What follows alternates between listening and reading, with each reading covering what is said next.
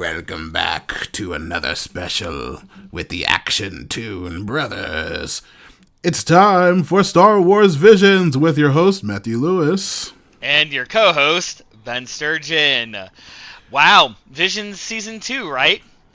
Yeah, finally. It's been fucking forever. Wait, finally? Didn't it just come out? Season 3 just came out. We're doing Season 2. I was going to say, just a wild guess, no looking it up. When do you think we covered Season 1? Okay, can I be, legitimately honest with you? Yeah, go ahead. Wasn't that, 8 years ago? You're close. It would, by December next month, it'll have been 4 years since we recorded Part 1. Only 4 years? I like 4 years. I like how I said 8 years and you said that was close, and then I was absolutely incorrect. Well, the podcast hasn't even been on for 8 years. It's only been on for about 5 or so. It's hard to tell sometimes, but still, either way, holy crap, dude. Holy crap. Yeah. A lot of this, honestly, it's close to the last time we've done an actual special as well, because we haven't done specials in forever. But yeah, I'm glad we're finally back, Star Wars again. In the past 3 years, have you engaged in any other new Star Wars media, Ben? No, I have not. So you have not watched The Bad Batch? No, I have not watched The Bad Batch. I haven't watched Andor. I haven't even watched Season 3 of The Mandalorian. Have you watched Skeleton Crew? Nope. Book of Boba Fett? Nope. Wait. The Alkalite. Wait, hold on. Time out. How many seasons of Book of Boba Fett are there? 1. Oh, well, dude, didn't Book of Boba Fett come out, way, It came out after the second season of Mando, I think. So yeah. I think I actually have watched the Book of Boba Fett. I'm sure you would have remembered if you did. Well, yeah, no. You're. I think you're actually right, because I do remember watching that one. I just thought there was more seasons to it for some reason. But anyway. Just the one. You have not watched The Alkalite. Nope. You haven't watched Ahsoka. Nope. All right. You haven't watched any of the Tales of series. All right, nice. I mean, well, I would say, of anything, I know we were talking about how you just legit have Disney Plus at the moment. If any of these series, I probably would suggest Ahsoka, since it's literally Rebels Season 4 or whatever, or it's like Clone Wars Season 8. It's like the sequel to Rebels and Clone Wars, directly. It's all about those characters, and it's all about live action following that story, and it's actually pretty damn fun. That's right. Yeah. You did tell me that, a lot of the characters, if not all of the characters from Rebels, are actually in that show. Yeah, Hera, Sabine, spoilers, Ezra, and Thrawn. Dude, dude, Thrawn is supposed to be the big baddie in that, if I remember correctly. Yeah, it's legit a very fun show. If you watch all of Clone Wars and Rebels, it's literally a second series of those. It's following that storyline directly. And legit, some really great fights with Ahsoka just completely destroying a bunch of fucking scrub-ass Inquisitors. It's great. Nice. But yeah, honestly, it's just been a while for me for Star Wars stuff. Actually, even rewatching, the actual, series, the main series, I haven't even done that in so long, so... Yeah, honestly, I don't think I've watched... Yeah, I was gonna say I don't think I've watched Rise of Skywalker or anything in probably since it was out in theaters. Well, that's I don't think Rise of Skywalker. Yeah, it's pretty fucking terrible. Yeah, but also I've watched the good ones that Andor. Obviously, fucking a massive. Everyone on the planet, even people who despise Star Wars, fucking love Andor and talk about how great Andor is. It's fucking. I'll agree, it's a fantastic series, even for people who are love Star Wars or don't like Star Wars. But it leads right into Rogue One. So when I finish Season 2 of Andor, it leads right up to the moment Rogue One starts. So that's what I just recently watched, and that was pretty fucking fun too. All right, I remember Rogue One was all right. Oh, whatever. It's fun. It's the best. Skeleton Crew, I was talking to Ed about it during a different recording. It's literally Treasure Island, but Star Wars, and it's a fun little kids adventure, but it's really fucking good. It takes place after the original trilogy, and that's another big recommend. It's a fun show. The Alkalite got a shit ton of hate, but it's legit some of the best fucking Jedi action, Jedi versus Sith fighting you'll see in anything.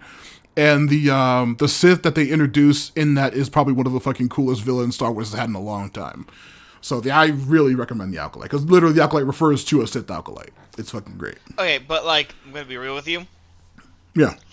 This is why I like Visions a lot, because they kind of bend the rules of the entire like universe of the like Star Wars universe, and like each of these like one-off type things, like from season 1, just using those as the example, like the fucking story where like the lightsabers, like they don't really have colors until like the user like pretty much like chooses something or other, and you can like it connects to them and it chooses for them. The right, person yeah, reacts to their force powers or whatever. pretty much, yeah. Like that was interesting, even though in like the original in the OG universe, that's not how it works. But I liked it. They made it fresh, kind of thing, and like just some of those episodes back there, like how like everything worked out.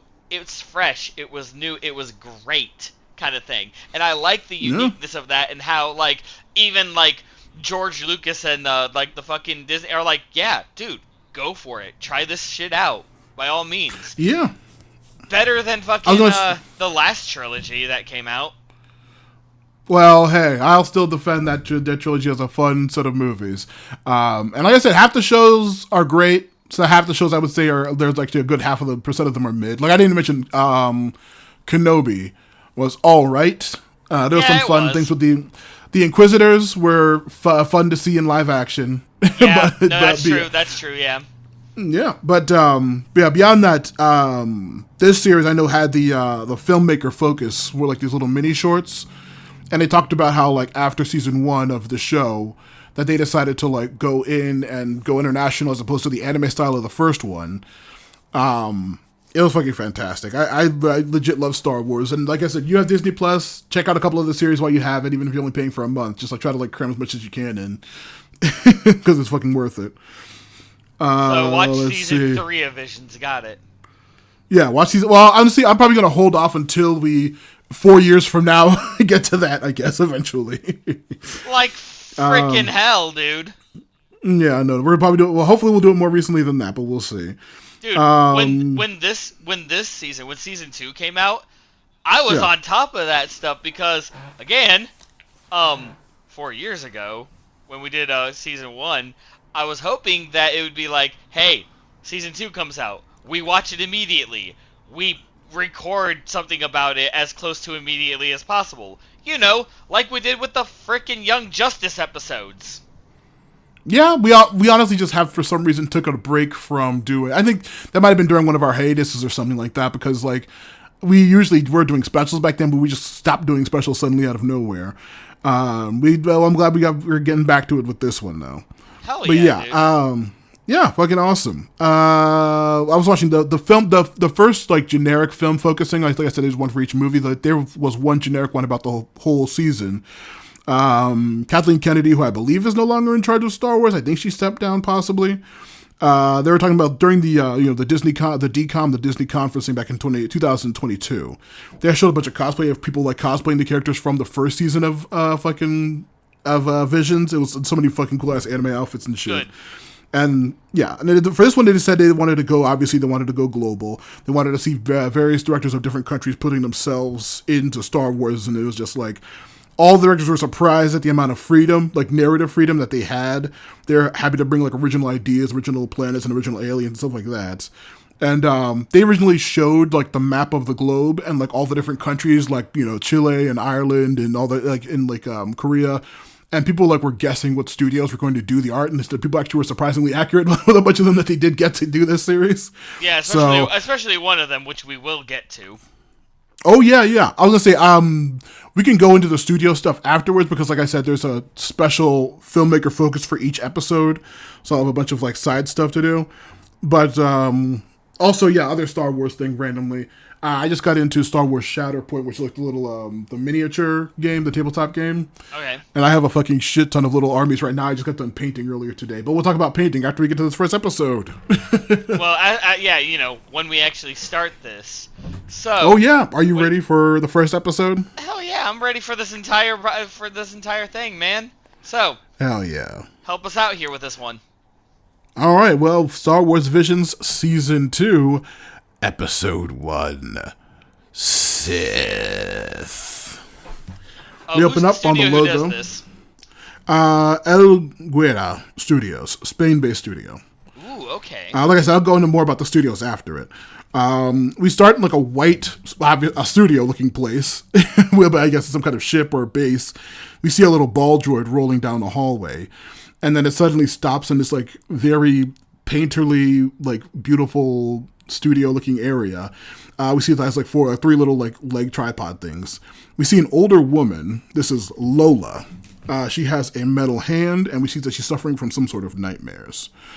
As she wakes up, we see the droid, E2, kind of tell her, like, beeps and boops, and she's like, oh, yeah, don't worry, we're going to get ready for the eclipse. Maybe that'll inspire me to get back into my painting and inspire me to finish the job. We see that she has some kind of, like, weird Keurig-looking device. I thought it was weird, like Keurig I thought it was coffee. Maker, whatever. And, yeah, it makes a big, giant dollop of paint into a mug. Yeah, she and gotta as sniff she, it like it is coffee. as she drinks whatever this purple blob is, we see, like, some water just like the pot opens up and she takes some water, as we see she can actually use the Force, and she changes each of the little orbs of water into a different color. Like we got like orange, yellow, blue, but then all of a sudden they all turn black, and she starts like freaking out a little bit, and she drops them, and she's just like, wow, I still can't do it yet, huh? Kind of thing. And then we got a smash cut title card, Sith, at this point too. Very fucking cool. Right, yeah. And then of course she's walking to her. We see we see like some of the orb like actually splashed onto the wall of like all white studio, and actually did make some beautiful coloring.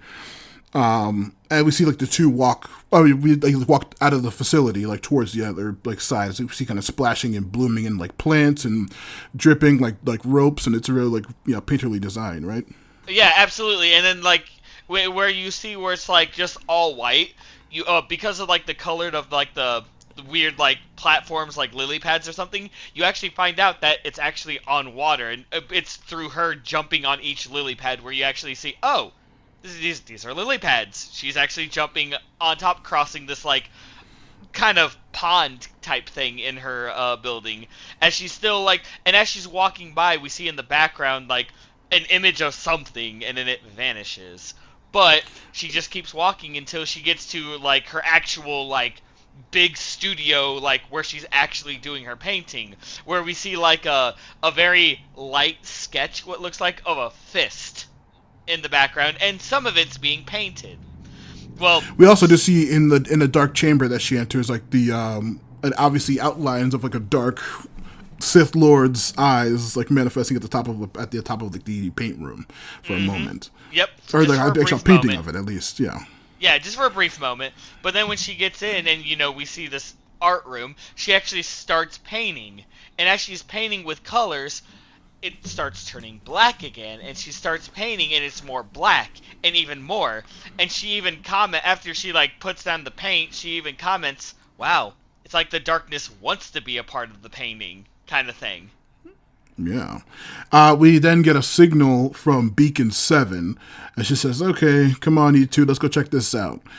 We see her get on what I referred to as Grievous's big wheel. It is, though. It really is a big wheel. The proper name is a TSMEU-6 personal wheel bike, is what the actual device is called. Yeah. See, I knew you would know what it was. But as she's like as she's getting ready to like start going, E2 is just like, do some beeps and bops, and she's like, oh yeah, really? I forget what part of it is. I don't know this space language. And she looks down, and underneath where she sits, there's like a part that's dislodged. She relodges it, and the bike starts working. She's like, oh, you're always right. E2 goes into repulsor lift, I think she mentioned specifically, yeah. Yeah, the repulsor, okay. And like after she fixes the repulsor, E2 like hops in his little bowl, like he's a pet, and then they fucking ride out. The white room opens up, and we actually get to see like a desert landscape on the outside. Yeah, it's all like pearlescent, white, and flat. We do see like a big double moon approaching the sun, which is the eclipse that she mentioned earlier coming. She's on her way to Beacon 7, and as she approaches, she realizes that it's been destroyed. And she could tell from the cuts that it was done by a saber. And that's when I love when this happens.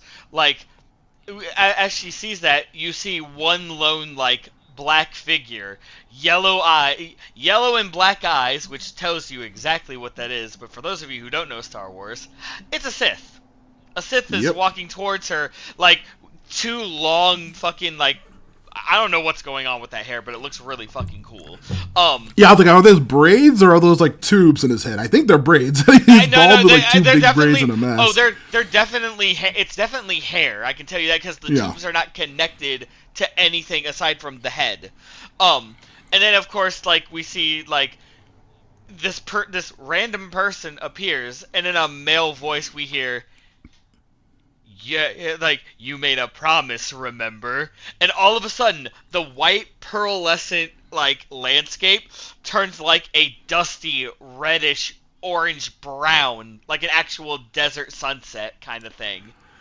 While we also see, we don't find out this, I was going to say, we don't find out in the episode, but this is Lord Kutu. We find that on the behind-the-scenes bit. Lord Kutu? Yep, Lord Kutu, this is the Sith that we see.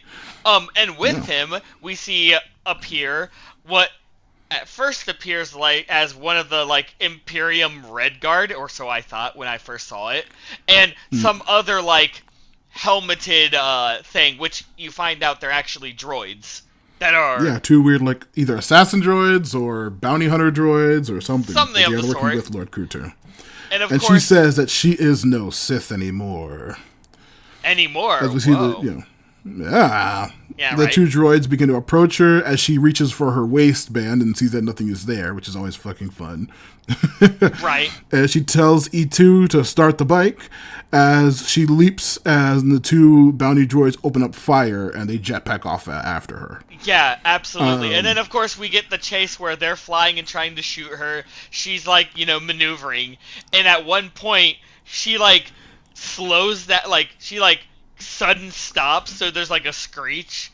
And, the tire comes to, like, a screeching halt almost. But as it's, like, braking, she, like, flips the bike on its side a little bit, pulls out from her seat, like, two guns on her seat, and blasts the red droid, like, out of the sky kind of thing. And then goes back, and then, like, rebalances and then keeps going. I'm just like, dude, nice.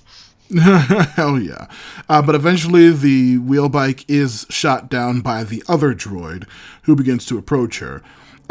We see that she like rolls into like right into the front of the base. E2 comes out and tries to defend her, and he said like the droid obviously doesn't look intimidated, but just kind of keeps like walking forward. And then E2 turns into like a little mini Death Star and like blasts the robot. He really does, because it's like stands like to defend droid, assassin droid, whatever thing, just unfazed. Starts building a little cannon on his little face. Droid takes a few steps forward. Fucking death beam, head completely gone, body falls. Yeah, very fucking cool. But unfortunately, of cool, we see this apparently Lord Kutu just walk in from the dust, literally with the Force, easily picks up E2, picks off two of its three legs, and just tosses him to the side like he's nothing. Yeah, Lola flees into the actual base at this point. And then as the Sith Lord Kutu follows her, he ignites his big-ass red saber. And she, like, confronts him. Like, she's, like, pulls out her sword, which is actually, like, it looks like a cutlass. And it's, like, she pulls out a red or, like, an orange-yellow, like, blade. Yeah, it's like, when I first saw it, I'm like, whoa, Temple Guardian much? Because it looked yellow to me, but it's, like, an orangish yellow kind of thing. And, of course, we get, like, an actual, like, duel. And, of course, this Lord... He says that she's surprised that she made her own saber, too, which is interesting. Oh, yeah, right. Yeah, he's like, oh, you made your own, huh? And, like, they start dueling each other and everything. It's really freaking cool, because his is, like, I want to say kind of longsword or claymore-ish. There's a specific design that they've mentioned that his is based on in the filmmaker focus thing. Yeah, and then of course her with her like kind of cutlass looking thing, and of course as he's like overpowering her a little bit, he mentions like, you can't really do anything with this without becoming the master now. That's the he said only that out she you belongs have. at his side. Yeah, you belong at my side, and it's the only path you have. And of course, And then as she comes back with, yeah, She said, I found my own path. As she pulls out everything. It's a very fucking cool ass duel. With the black paint, like, warring with the white facility. It's a fucking beautiful ass painterly seriously, style. like, yeah, we'll get to that at the end of this episode. But as she's clashing, she notices, like, the colors and everything, and she realizes, wait a minute, the light and the darkness, they're all part of the painting. The light and the dark are a part of me. And as she gets pushed back a little bit, she actually hits a button on her lightsaber, and a second blade pops out. A fucking red blade pops out. And then Hell yeah. she runs up, does a jump, awesome looking spin, and just like it does like the whole sword clash thing where they like slash each other and they like they go on the opposite side. Mm-hmm. And of course this Lord Kutu decided like he's done. His lightsaber goes out and he's like, now you are the master now. As he fades into dust and his clothes just like flop on the floor like that. I'm just like, whoa! Did not see that coming. Yeah. And then of course, after she is like, I told you, I am Sith no longer. We cut to like later on where she has actually fixed E2, and she's like, all right, you ready to go? And so like they actually get on whatever this ship kind of thing is, and we also see that the large eclipse is happening in the background at this point, and like the scenery is much darker than before, but it's still like bright outside. Yeah. Very cool. And of course, as they fly off through the galaxy, we see the painting is done. We see it is a fist, but it's holding the lightsaber that she wields. One side like yellow, the other side red. And then they fly off to the galaxy where we get to see like even more like beautifully done coloring. And as they fly off into space, that's the episode. She says, he was right. I am the master now, and I paint my own destiny. Oh, yes, that is what she says, yeah. Yeah, and in the sky, we see the three celestial bodies. We see that one is red, one's blue, and one's yellow, the primary painting colors, which is very fucking cool. She also mentions earlier that she's off to find a more welcoming home. Fucking beautiful, beautiful painterly art style. Oh my god, the fucking art style of this. Sorry, I need to gush a little bit. For a starting episode, this one did it well. And I mean, sure, there wasn't a lot of dialogue, and like maybe there were some times where like it was just like I don't know, but like the usage of the color, the art style of this studio, just everything. Forgive the fucking terminology, but like the way it paints the picture for this entire fucking episode. Oh my god, it kind of gave me like Spider-Verse vibes, even though it had nothing to do definitely with it. Felt but, like that. Oh my gosh, this was a very strong opening to the series. Like, hell yeah. Woo, man. Now, before we get to the film focus and I just spout a couple more facts about the episode, I wanted to ask, Ben, when's the last time you painted? Oh, Lord. Too long. Even for, like, artistic sake or for, like, painting, like, a house or whatever the hell. Oh, okay. Well, then that would be, like, last year. Because, Brittany and I, when our former roommate, moved out, we were getting the room ready for our new roommate, and they wanted their room painted like a lavender kind of color, which is better than the beigey like cream fucking disgusting color it used to be. And so we actually bought some paint and we actually painted it that lavender-y color because our landlords allowed it. Like they're like, hey, just make sure you don't get a mess on the floor and stuff like that. We didn't, and just that's the last time I've painted was like about a year ago, and it was just painting a room. Hell yeah. I was thinking, like, after getting back and watching this whole series again, I told you with my Shatterpoint, the little, like, 4 units, the 4 group units that I have 7 different total. That, like, you need to, obviously, it's like Warhammer where they come unassembled and unpainted, so I just recently got primer for all of them, and let me just fucking quickly nerd out and go through all the 7 units I have. Do you remember Riff Tamsin from the Quarren Mon Cala arc of Clone Wars? Maybe. It's been a while since I've seen Clone Wars, so I'll The have to shark watch dude. it. The shark dude. Oh, wait, which shark dude? Like the guy with The the one four from the- lightsabers? No. The guy was just like a shark-ass shark. One sec. Bear's going nuts. Not the... I'm gonna be honest with Yeah, you. it's fine. I don't Yeah. really remember a shark-type guy. Okay, it was a 4-episode arc, but he was like a random character that I really fucking loved. The other pair I have is Ahsoka with a couple of what the fuck are they called? Mandos. And then I have the did you watch the end of Clone Wars? The last you mean season? the final season? I think I do remember watching it. I don't remember much about it. The one that was like a crossover with episode 3. Okay. What about it? Yeah, the arc with Maul taking over Mandalore. Oh, that arc. Yes, I do remember. Like the part where I think if I remember correctly, it was him and Savage were trying to take over. No, Savage was already dead by that point. Oh, that's right. It was Savage after was that. dead, but like it's been And a it's while, but Savage. That's another. Yeah, I have. It's Clan Vizsla, who, spoiler, are like the main group that the Mandalorian in the Mandalorian is with. Oh, Clan Vizsla dude. people. Matt. Yeah. Start off with that. I do know who Clan Vizsla is because I've watched The Mandalorian. Yeah, that's the clan that was ruled by Darth Maul at the end of Clone Wars.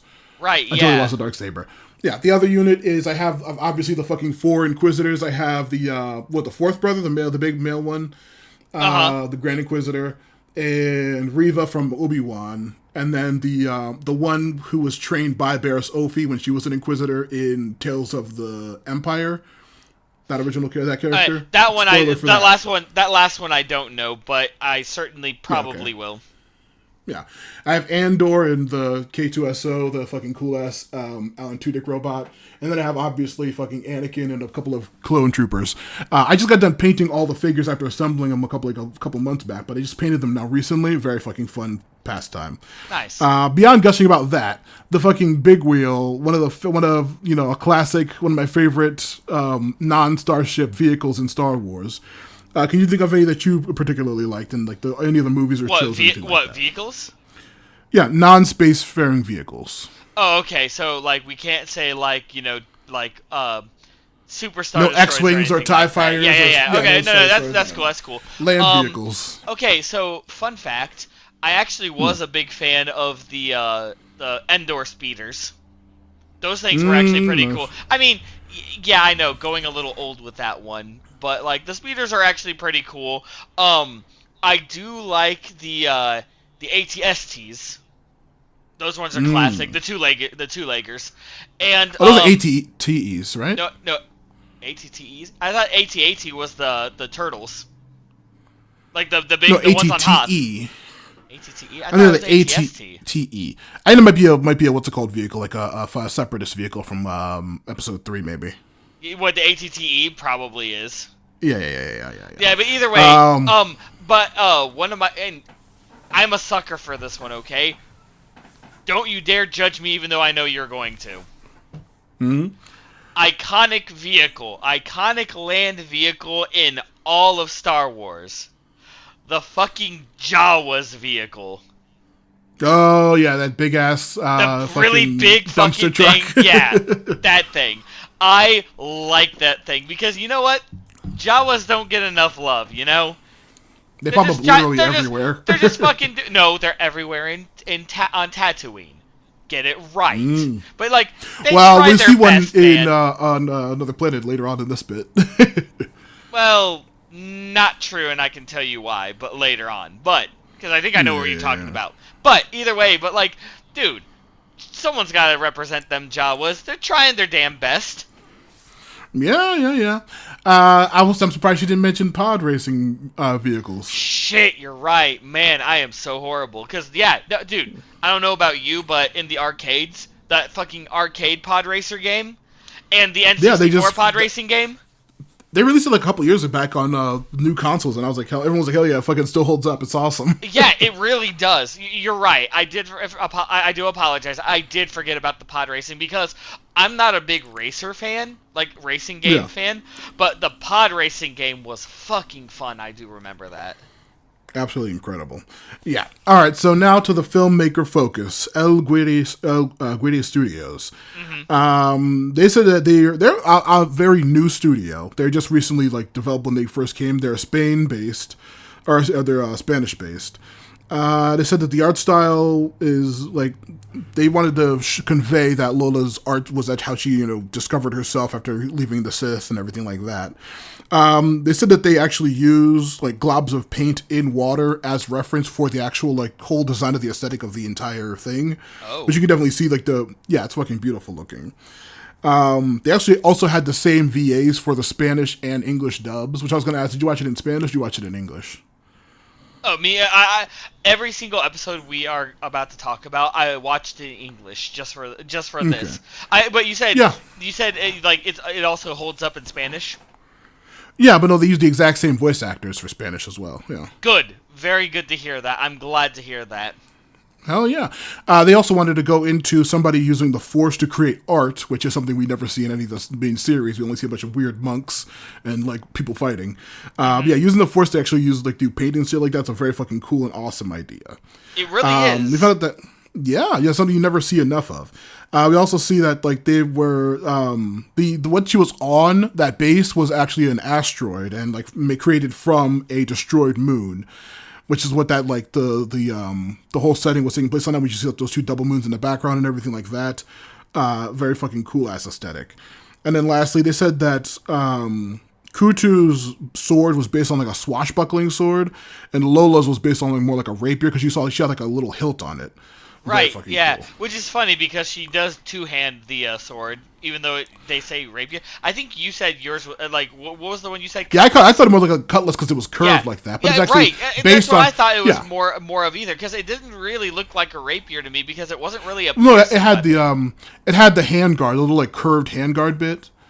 But like smaller than the Inquisitor's like circle blade. It was like a smaller thing around. It was like it had a non-Kylo Ren little fencing bit on it, and then it had a little hand guard like a rapier actually does. And then they said that Kutu's was actually more inspired by a swashbuckling cutlass. That's weird because his looks like a longsword kind of thing, like maybe like semi-Claymore-esque. But like, you know what? Yeah, I'm not the studio. That's not my thing, and I don't know swords very well. So you know what? That's still really cool. Well, yeah, they're also both like Spanish based. But I was saying, what's the little handguard? What the fuck? Mine's drawing a blank. What's the little like shit that Kylo Ren had on his sword? You mean like the fucking crossguard? Crossguard, yes. They actually had little metal. Both of their swords had like partial metal crossguards on it, but Kutu's did look more like a heavier sword because his had an actual like wider handguard. Like right. Yeah. But it was basically like on a pirate sword more than anything. Either way, and then like the designs of the weapons were good, and like you said, the use of the Force that Lola was using. Fantastic, and that's why I like this show, Visions, is because they take things and they make it unique in some ways. Yeah, honestly, every single filmmaker studio, they talk about how like Lucasfilm gave the directors and the writers like almost like pure 100% freedom to do whatever they wanted, and like every single one of these is practically all like better than any Star Wars movie. it's so like it's surprising how good they are. It's absolutely true. Incredible. Also, the software that you can see, like the software they're using, I think it was called Arnold Rendering View, is the program that they use to animate it. It's a very fucking cool ass program. Like actually seeing like all the rigs and everybody is very cool. Also, they said that the droid, the director wanted a like ball-like droid, but then the designer said that he made the legs like so he actually could fold out and they turn into a ball or fold out, and he was really happy with the design. E2 looked fucking great. I love that. Dude, especially the little fucking death E2 laser. Rocks. Yeah, E2's wonderful. And of course, like I don't know if they did this. I didn't check for the original Vision Season 1, but they actually have like possible places in the timeline that these episodes could have happened for most of them. Good. As they very surprising. Yeah, but then so like This one they said would happen about like there's a period about 1,000 or so years before the original trilogy or for the prequel trilogy anyway, where there was like a great Jedi Civil War that's mentioned a couple times in the canon. They're saying that this would have been during that time, so like about like 1,000 or so 1,030 years before the Battle of Yavin, which is Episode 4. Yeah. That's actually really cool that you could actually that they actually like pseudo pinpointed this, so that's cool. Yeah. Wonderful. I love Kutu. I love Lola. I would love to see more of her adventures. A little bit from the first series. Now, do you think that this could work as a series, or was good as just a one-off, or what do you think about this one? I'm gonna say yes. I believe this one absolutely could be a series itself. Like, because I mean, we got the introduction to her and everything like that, and let's be honest. Yeah, sure, she had her issues with her former master. Her ex-master, that she actually absolutely destroyed, but there could be more. Like, honestly, like you said, this was like, also it's going to her past with me too, when she was training with this guy, how she found the art, like, it's so much to go into. Right, yeah, there's a lot that could be open to, like, an actual series, and if that were to happen, I would absolutely watch it. Yeah. I'm also going to pitch a new, like, so what was it? It was, standalone by itself, make it into a series, or I'm going to put a new one that would say a full-length, feature-length movie. But I want to put that as a possible option. This one I definitely would say also I would love to see a series of this first one, of Sith. That was great. I love that. I like Lola, and I like the design of Kutu and absolutely. I agree with you on this one. So, ready to get to the next one? I was hoping you would say this much sooner. Hell fucking yeah. Let's get to Episode 2, Screecher's Reach! By the one and only Cartoon Saloon. Hell fucking yeah. Go. We start off in, like, what looks like a nice starry, like, space type thing. All of a sudden, alarms go off. Lights turn on, and you see a whole bunch of children, like, sleeping. And as the alarms are going off, they all, like, pour out of, like, their beds and everything like that, and as the screen pans upward, you see, like, factory work is going on, and all of these kids are working in factories. Like, it's see, like, workhouse. Yeah, it is a very big workhouse. Like, you see, like, some pulling levers, you see some, like, pulling hot iron out, and another one, like, putting it on the thing. You see a bunch of hammers going on, a lot of steam dangerous pipes. Steam vents, yeah, steam vents and everything. And on the very tippy top, you see, like, a whole bunch of, like, kids in like hazmat suits, like, turning big wheels. And this is where we're gonna focus on, because one of them stops and just leaves. And then we cut to our main protagonist, Doll, who is, like, she takes off her helmet and everything like that, and we see two others, like, run out, like, Doll, what are you doing? We see, like, a bigger, and by bigger I mean, like, semi-muscular-ish kind of, like, boy, and a shorter child who is, like, kind of silly a little bit. It's like, what are you doing, Doll? And she's like, I need to get out of here. I'm leaving here, kind of thing. Yeah, we talking about the bigger kid. His name is Bathan. Bathan, thank you. Yep. If you haven't guessed by now, a lot of these names are going to be very Irish, and I'll explain that. They have very, very heavy accents. Very, very heavy accents. Everybody. But and Bathan's like, where are you gonna go? And Doll mentions that she's gonna go to Screecher's Reach. And we notice she's got, like, short red hair, and, like, she's, just wearing regular, like, brownish black clothing, and she's wearing a golden pendant. We also see that the other kid with them, the little tiny one with, like, the crazy hair and goggles, we see his name Quinn. They say that Screecher's Reach is a 3 days walk from here, and Quinn mentions that it's also haunted. But so, like, Quinn also mentioned... She's like, I have to go. I don't care. And then, like, Quinn makes a suggestion that they just steal these speeders that are located right nearby. But as they're all planning this, we hear a fourth voice. What's going on? And we see this, I want to say, just by looks alone, this, like, tiny purple amphibian type like alien race. I don't know what it would be, but like, yeah, and just was wondering. And Bathan and the others like look, and Bathan's just like, you want to see a ghost? And they start running through. They like bolt cut open some of the speeders, and they all start speeding off, going to this Screecher's Reach.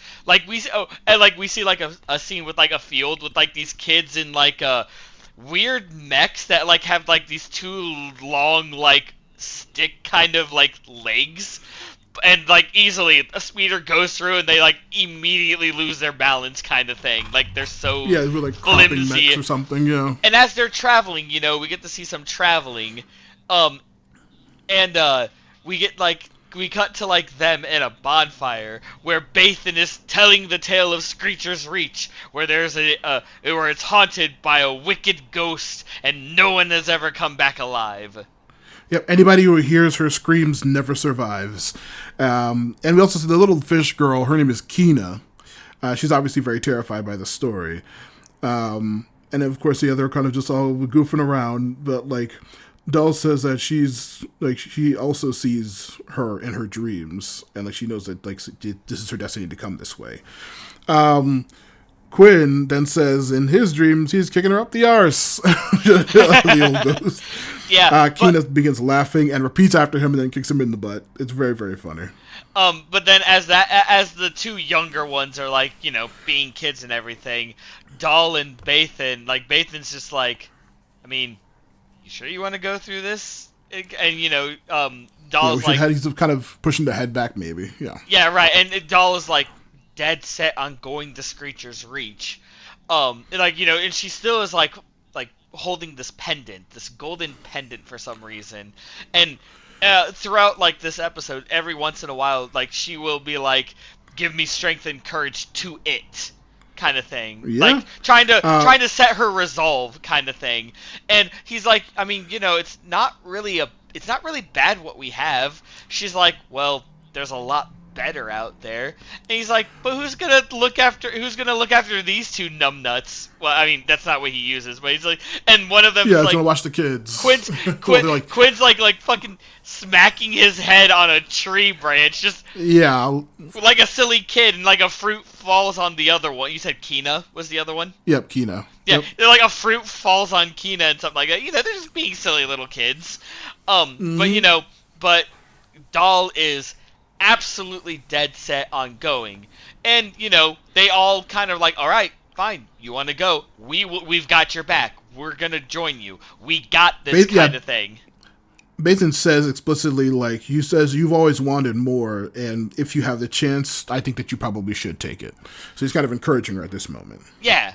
And of course, with all that, they decide to not take the speeders because they're actually going to be climbing up a mountain and stuff. And they're all like, yeah, let's get going. We've got this. Immediately cut to a really scary looking cave, and all four of them. Yeah, the music like completely cuts out, and it's just like, they're like sitting there freaked out. And this is when she says, grabs the amulet again and says, "I follow your path with strength and courage." Yep. And then she and it's funny because Kina's like, this is a bad place, we shouldn't be here.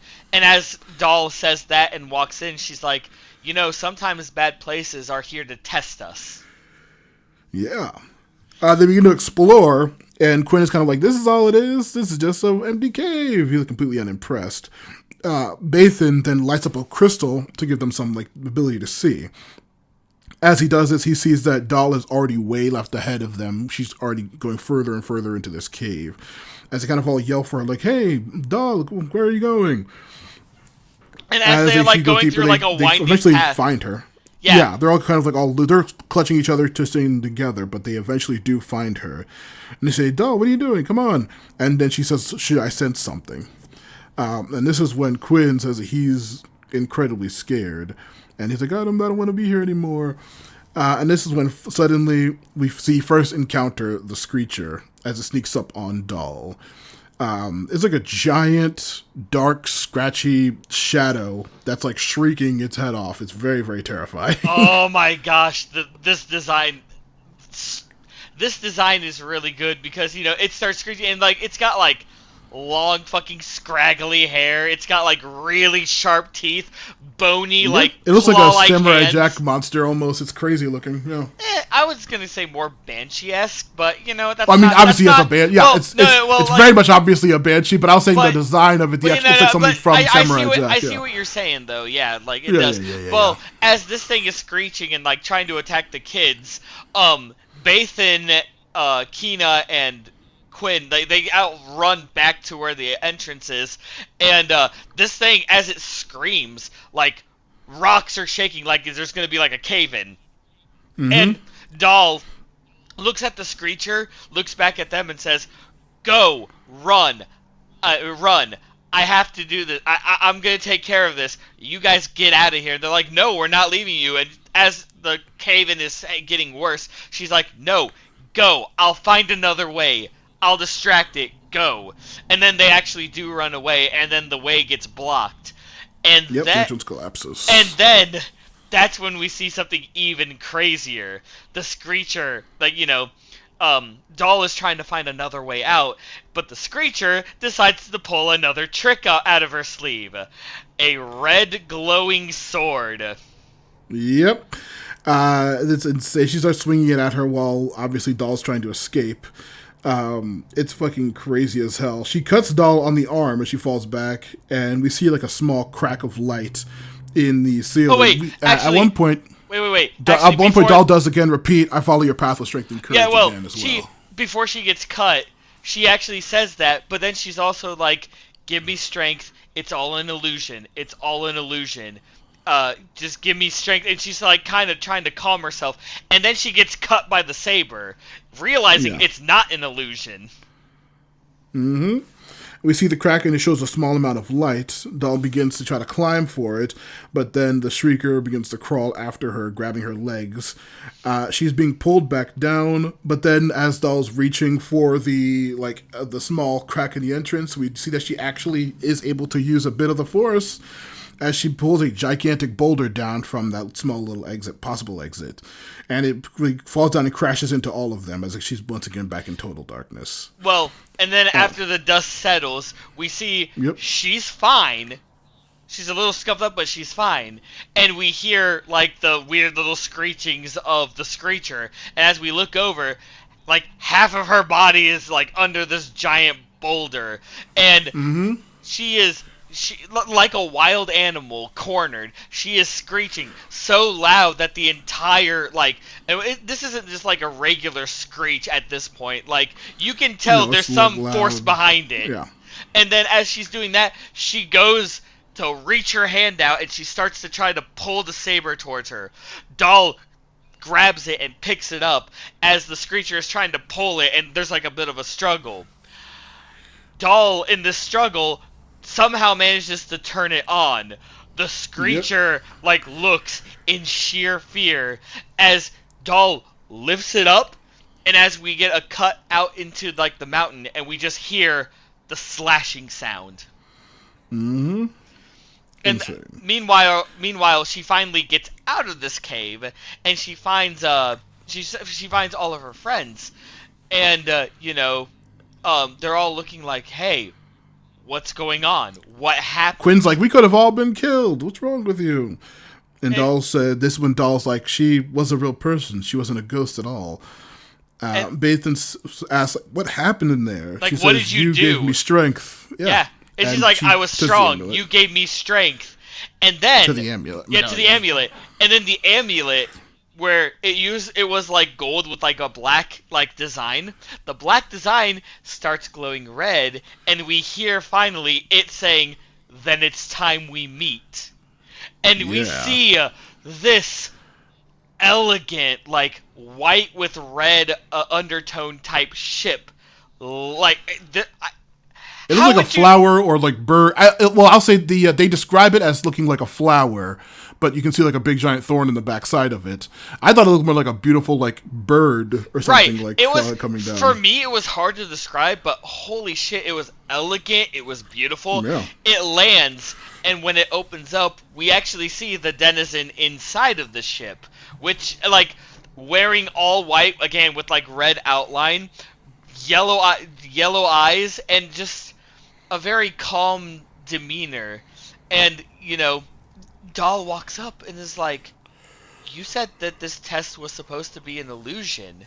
Like this was like in your mind." Yeah, and it's like and the being is like, it is in your mind, but all tests are supposed to be like this. And so Doll's like, "So did I pass?"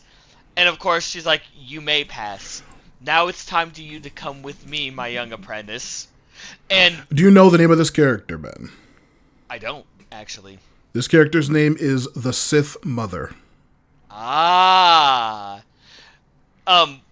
You could have waited until after this episode to say that, by the way.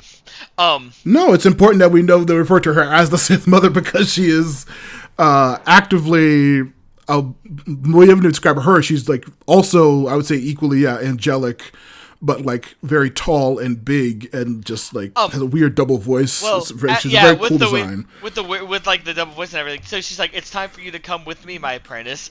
And Doll goes, "My friends included?" And she's like, No. They cannot. That's Only you. Make your choice. And Doll looks back, and the other three are very, very sad by this. That's sad. Like, they're scared because Kina asks, "Doll, who is this?" Yeah, and right. Doll tells her that she promised me another life and a way out of here. It's just like she just looks at them. She's literally bawling. Like, her eyes are tearing up at this point. It's fucking crazy. Yeah, and they're all like kind of looking a little like, and she's like, "This is gonna be another life for me." And I'm sorry, Bathan, right? Yeah. Yeah, Bathan just like kind of gives his gathers his composure and just looks at her and just nods like he agrees, because he was the one Quinn was the one who was like, "Yeah, you should go for it," and Bathan is just like, he accepts that this is something she must do.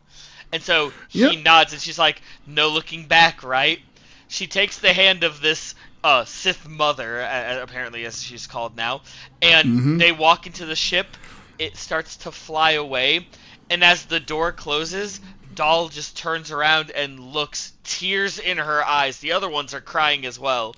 And then it closes, and we get like some very nice music, and then that's where the episode ends.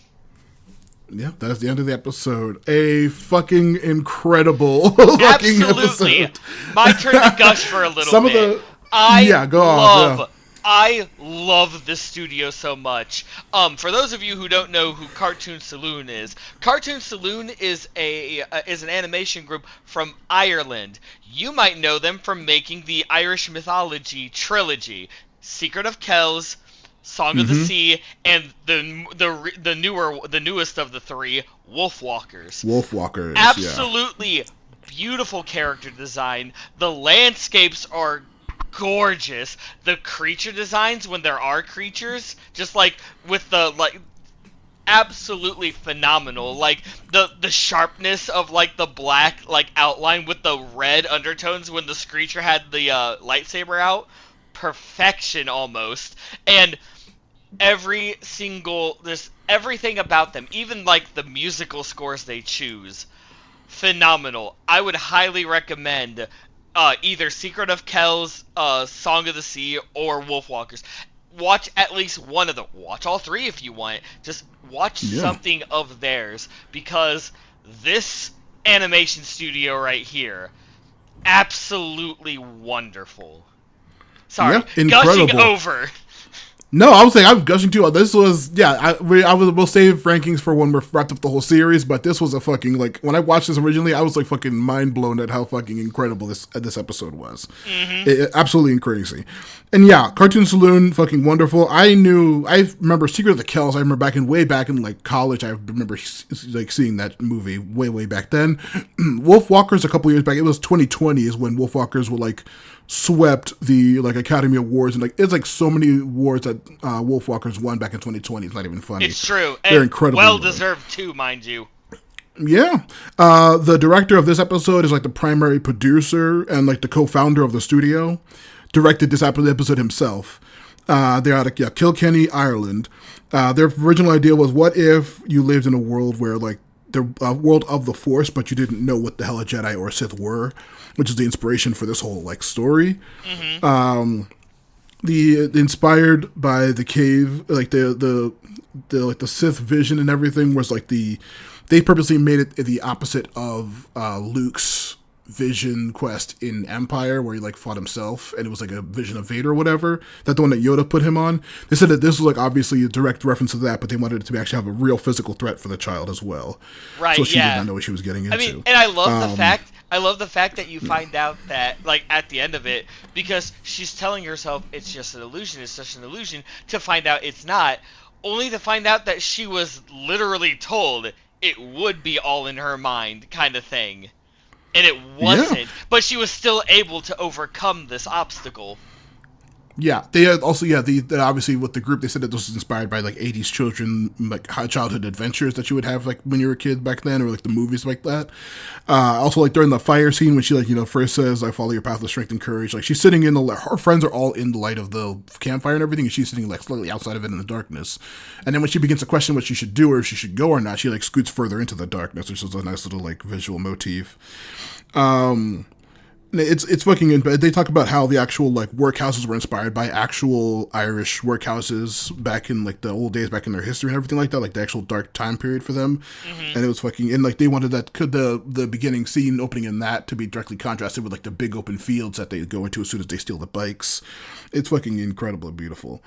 They say that they've worked with watercolor and ink on paper for the ghost. They actually did like charcoal and ink drawings of the ghost and then composited that into the actual like digital format for the rest of the art style. So like the actual ghosts, all that stuff was actually hand drawn and everything like that. Fucking beautiful looking. They said that the scene where like they were outside and like all the music was like swelling up and wonderful, and then like smash cut to like the silence in the cave and it's just creepy, was like one of their favorite shots, and I was like, I absolutely agree. Mm-hmm. So fucking cool. This, like, seriously.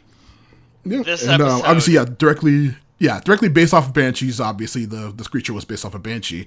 They refer to the Banshee as a fae that would steal children, or like when you would go outside, you'd hear it screaming and could kill you like that. And it was like, there's a bunch of different interpretations. And I love the actual like directly Irish interpretation of the Banshee in that form.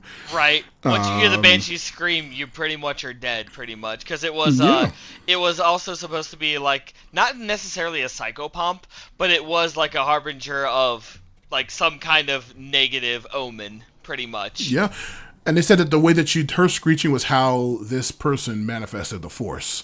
And that's why she was like screaming when she was reaching for the saber and everything else. So like that screeching is like her interpreter, like how she does it, just like how the Sith we saw in the previous episode used art to do to interpret her visions of the Force. Again, on the actual Screecher's design, like I said, it was all like hand drawn with ink and charcoal and stuff. Each frame took about 40 minutes to draw, and there were like 600 drawings to make that sequence with her in it. They like spent so much goddamn time on it. But the fact that they still do this hand-drawn kind of thing, wonderful. Beautiful. And like I said, the Sith Mother was inspired by a flower along with her ship. Did you know who the actual voice of the Sith Mother was? No, I do not. Angelica Houston. Refresher course? Morticia Addams from the Burton films. She was the main protagonist in the movie The Witches. She's done a shit ton of fucking work. She's a huge actress. Yeah. Oh, so wait, you said the Tim Burton movies? Yeah, she was Morticia in the Tim Burton movies. Tim Burton did them? The first two Addams Family movies. Are you talking about like the live action ones? Yeah. She was Morticia? Yeah. Holy shit! And who? And like you seen the movie The Witches? The Witches. Oh, no. Yes, but it's been too long. I'm sure. Yeah, she's like the lead witch in that. You know what? No, that makes sense because the lady on the cover of The Witches, the original one, not the Anne Hathaway one, did kind of have Morticia vibes. So, wow. Yeah, and she actress. was the voice. Yeah, she was the voice of the Sith Mother. Ooh, nice. She really did have that, like, dark elegance, that, like, semi-creepy tone to her, and fucking incredible good. Episode, incredible design, incredible characters. It's fucking dull and the Sith Mother and everybody. Oh god, it was fucking great. The Screecher was fucking terrifying. Yes, I it would like was. this one. Yeah, this one I would say I would probably think would be best if it was like a full length movie, like their Celtic trilogy. See? I would love to see just a full like movie, more than a series or anything like that. Like a series, obviously, yes, you'd love more, but I think it would work best as like a full length Star Wars movie. This would be like fucking the highest grossing was possibly. I bet it's so fucking good. Well, see, here's the thing. I'm torn. And first off, I'm not gonna say a series. I'm not gonna say this one would have worked as a series.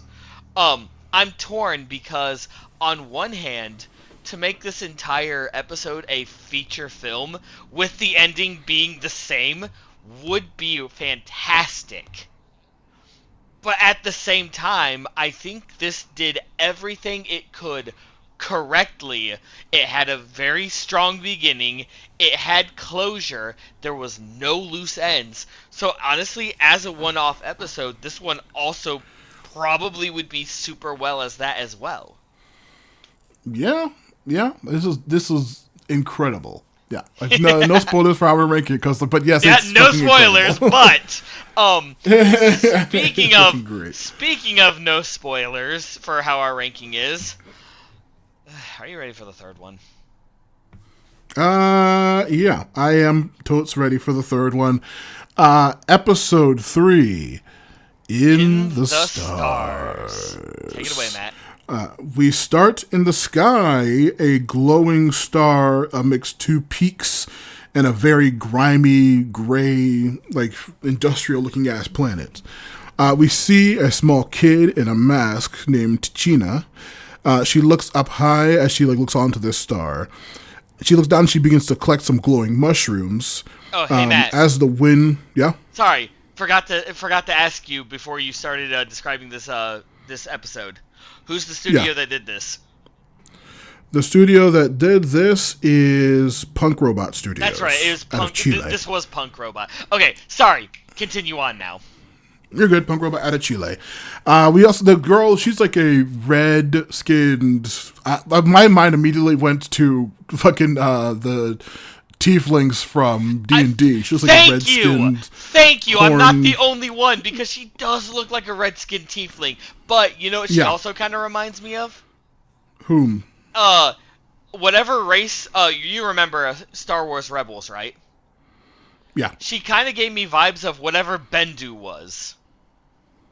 The Bendu? That big ass fucking moose? Well, here's the thing. I don't think so. She does have, for some reason, she reminded me, her facial structure and the broken horns kind of thing. I'd say it looked more like deer, like a fawn or something like that. And the Bendu was a giant fucking deer. Next question. It was a giant moose, but okay, sure. Anyway, but yeah, at least I'm not the only one that thought tiefling. Okay, cool. Sorry. Yeah, no. Well, the red skin, they have face paint, and they also have little tiny. She has little tiny nub horns, and she's wearing a mask. She's collecting glowing mushrooms. As the wind blows the dank, dirty air of this planet over them, the mushrooms begin to shrivel and die. As she looks up, we see a big ass TIE fighter flying over the area, scanning. And she kind of gets a pissed off look on her face and tries to hold her hand out like she's attempting to use the force to stop it. As the TIE fighter begins to hone in on her, zooming in, she is last second rescued by her sister Koten. The sister who has much bigger horns and much more pronounced ears, but also the same dark hair, red skin, and face paint look on them. They're very fucking cool. They begin to walk off. As they begin, she tells her sister to be more careful. You can't be getting caught by the Empire like this. Tichina then goes to a gigantic mural, and Koten chastises her for wasting the last of their water on this dumb little thing she's doing. Where there's almost no clean water left. We need to be more conservative with what we have. And she says this is important. As she goes to the stone where her mother used to paint, she blows the mushroom powder. She crumples up the mushrooms and blows a sparkling powder onto this wall. As we kind of get a little backstory on what the hell happened here with this moving, beautiful painting on this area, on this little thing.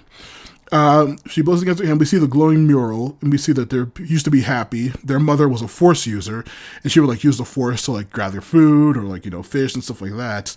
And the kids tried to, but they weren't very good at it. And Kotan, the older sister, would like just not use the force because she didn't need to. And but it was very very cute little background for them. We then see that the Empire comes and they drill deep into this like mountain and into their water. They begin to pollute their water and they begin to like harvest all of it for themselves along with the planet's other natural resources. We see their mother trying to like hide the kids as she leads a fight against the Empire. We see ATSTs and we see like a whole bunch. Her and the people of the village like easily wipe out a ton of the troops, but then she is killed by an ATST, one of the bipedal ones. Tichina then says like, yeah, and then she became that star in the sky that we see. That's what the big glowing thing we saw at the beginning of the episode. Yep. But everyone was killed. Except we for see them. we see a bunch of TIE advances. Actually, I was like, yeah, look, TIE advance begin to bomb the entirety of the village after that, and only the two of them were left. Koten resents her mother for leaving and dying and leaving them alone with no help. But Tichina says, we're not alone. She's up there in the sky. She's, watching over us. But then we see the glowing art of the mushrooms sort of fade. And she says, okay. She's like, I need to keep painting, sister. And Koten's like, no, you're not wasting any more of our, it doesn't matter. Without the starlight, we can't see anymore. The painting doesn't even barely work. So just stop it. She says, okay, then we see the cheetah's kind of thirsty, but she wasted the last of their water. So Kotan gives her hers, and she's kind of just like, okay, what are we going to do now? Kotan wants to go with her. Kotan's saying, I'm going to go get some more water. We're going to sneak into the enemy base. I'm going to sneak into the Empire base and steal something to drink. And she's like, okay, I'm going to go with you. And Kotan's like, absolutely not. You stay here. And T'Challa kind of fights semi well and actually disarms Kotan for a bit, but then she tries to use the Force once more. Kotan again stops her. He says, "No, you stay here." She puts on their wooden masks once again and infiltrates the mining base, which is across the very dirty, poison ass water. We see her sneak through a sewer grate. And then when she's inside, we see these huge, gigantic, vast pools of beautiful, clear, fresh water as they dump all these chemicals into the main water source. She has this weird contraption she has on her back. We find out it's actually a vacuum made to drain the water for them. And as she's doing that, we hear the classic Empire alarm noise going off. She's like, "Oh my god, what the hell happened?" And she looks around. Pulls out her binoculars. Yep. Pulls out binoculars, looks around, and she finds out that her sister got caught. So she has to literally run over, beat the shit out of them, grab her sister's hands, and she's like, why can't you just do what you're told? Because, making a little bit more trouble than should have been. And, of course, I wanted to say her weapon is a weird, pseudo, glowing staff, and then also the troopers here are designed, they look like snow troopers from the beginning of Empire, which is very fun. Which is funny, because they're not even on a snow planet. No, but they're on a polluted ass weird planet, so I guess that still makes sense. I guess. But anyway, what happens next, Matt? They flee through the facility, continuing to beat people's asses until they go to an area with a bunch of workers that aren't in the suits, and they actually begin to try to stop them. They're grabbing them, they tase Kotan, and she's kind of knocked out for a second. And then Tichina, the younger sister, saves her by using her staff and beating up all the workers, and they continue to flee. This is when we see a female Imperial officer kind of just what the hell's going on down there, as she sees the conveyor belt that they're trying to run up and escape through. She has them stop it, and she's surprised are there still people of that race left on this fucking planet? Jesus Christ. And then I said, this is a scene word from... for word. Yeah. But then this scene from episode 2 with the droid factory, the big vats of lava. Yep. Conveyor big belt vats of lava, big old conveyor belt, and they're grabbing on. And of course, when this Imperial sees them, she's just like, wait, there's still things alive? I thought we killed them all. Presses button, thing starts to close, and of course, older sister's just like, hey, we gotta move it, it's starting to close. And they actually do, make it past it, but somehow, the little girl gets captured again by all these... Tichina's like, we can fight them. She's like, no, let's beat them up. And Kotan's like, absolutely not. Let's get out of here. We have the water. And she's like, no. So she jumps down and she like stumbles a little bit, like, falling, but then she runs and tries to fight the people. And she runs to the center of the bridge and tries to use the Force again to like stop them. And of course, again, she's just grabbed by the officers, and it's just like, Jesus fucking Christ. Yeah, and then of course the officer the yeah. officer walks up and is like, really? What are you doing with this whole hand thing? Seriously, you know what? Yeah, so the planet's resources care. belong to the Empire, and then just have they're like, throw her off the board, throw her overboard. Just throw her. And of course, when the older sister goes down to try to save her, she gets down. She actually beats the crap out of a bunch of them. And as she turns around to like run to the one who has her sister, I think this scene is kind of funny, ironically speaking, because it looks like the Imperial soldier looks at her directly and just lets go like, oops. Yeah. But what I think it's supposed to really be is just him looking like, what the hell, as he lets go kind of thing. But it does not see. So, yeah, at least being an asshole. Sister's falling. Imperial guy gets his like shit kicked in a little bit, and older sister reaches out, barely misses her sister's hand, and through a fit of she's about to lose her sister, she actually goes even harder and actually stops her sister using the Force and pulls her up to her, and they embrace a little bit, like a sisterly bond type thing. And as they turn around, the Imperial officer's like, okay, I've had enough of this. ATST doors open, ATST appears. Sisters hold hands and hold both of their hands out. Focus more as this ATST is marching through, and this Imperial soldier's like, haha, victory is mine. Only to see in the back where these big old water tanks are, they start getting crushed, and they actually get destroyed, and all of the fresh water just floods everything. All of the Imperials are getting wiped out legitimately, even inside the plant. All of the water just rushes through. All of it's back to normal. The Imperials are pretty much fucking dead, let's be honest. And as the facility is destroyed and into the ocean, Yep. And as all of this, as everything settles and everything, they look up. They look around. The clouds start to clear as you see all the stars, and all the mushrooms are actually appearing again. Oh hey, everything's back to normal. And even the little sister's like, look, see, there she is. I told you she was watching us. As you see a big star with a whole bunch of other stars. And and she says they'll never be alone because they'll always have each other and their people. And that is where the episode ends. That's where the episode ends. Yeah, I will say that in terms of protag design, I fucking love the design of these aliens. I do.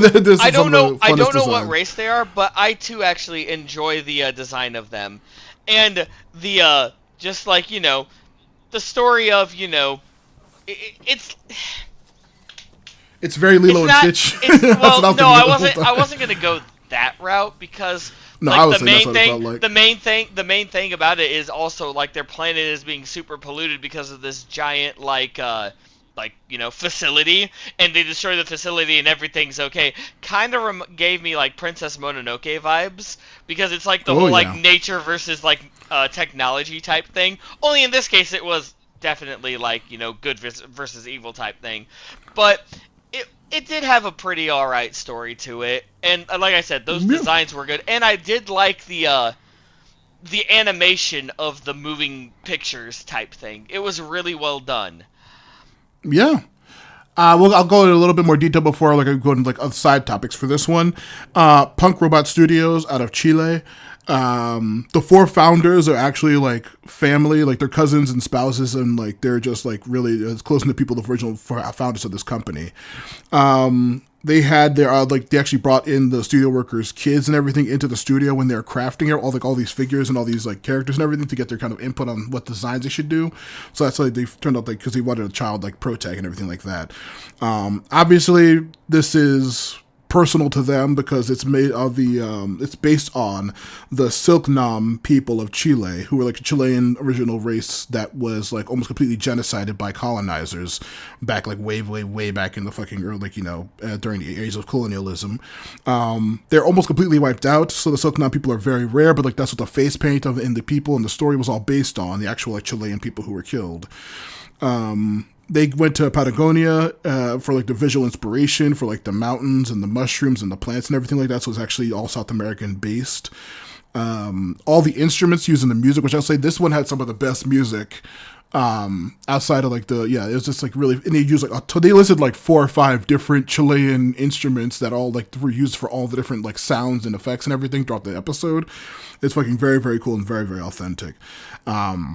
Obviously, the inspiration was George Lucas's original thing about the whole imperial oppression that, like, they never really went into much in the original series, but that's what he based it on, was just like, obviously, yes, colonialism is a huge fucking factor in what they were doing to other races, because, they were pretty much a humans-only fucking empire of, like, genocide and insanity. What they used for the actual emulation, they said they actually used a combination of CGI to emulate stop motion. So this was like a CGI rendered thing, but they made it so it looked incredibly like actual like stop motion. Like it reminded me of obviously Burton, like Paranorman and stuff like that, Corpse Bride style, like the actual like fucking cool stop motion emulated. By the way, that is not Burton. Yep. That is Leica. Like Paranorman. Paranorman? I thought he had something to do with the story for that, didn't he? No, Paranorman, Kubo and the Two Strings, Coraline, that was all Studio Leica. Okay. It was similar. It was similar, like stop motion type stuff. Yeah. But it was those ones were Leica specifically. However, I do agree with you. I do have to say, like the stop motion part of this is actually like a really, like, I was keen on this because, in the other ones it was all like animation studios, but in this one we actually got to see a stop motion type animation style, and it was kind of refreshing, not gonna lie.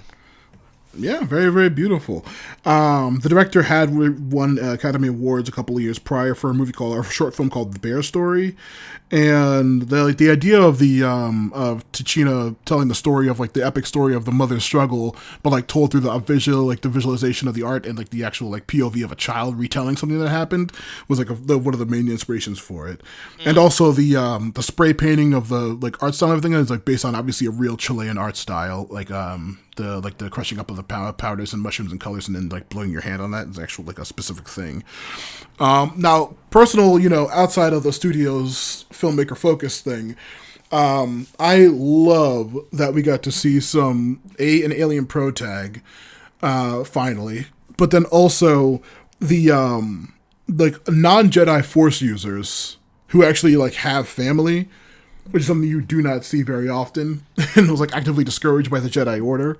Very fucking cool. Like they're just like living on a planet but using the Force and being normal. And like having kids who also have access to the Force is a fucking cool ass fucking thing. Yeah, I see. Like with the second, like with Screecher's Reach, it was actually refreshing to see, like you just stated, to see non-Jedi like Force wielders. But the thing that's more refreshing about this one than the second one is, it wasn't like they can use the Force. Cool, now they're going to train in the ways of the Jedi or the Sith. No, they are just a race of aliens who actually who are Force sensitive, and that's it. They don't need to have lightsabers. They don't need to follow the Jedi or the Sith code. They just live this way, and it was very refreshing to see that as well. Yeah. Kotan, the older sister, I don't know if she can speak English, but I know that the kid, Tichina, that actress she's like actually a little kid, and she does not speak English. She only speaks whatever language they speak in Chile. I'm not sure, Portuguese maybe. But like it was very funny because behind the scenes she was only speaking in that language, and so she was saying everything phonetically in this thing, which was very, very cute. Nice. And then the Imperial officer, I knew this actress from a ton of stuff, Kate Dickie.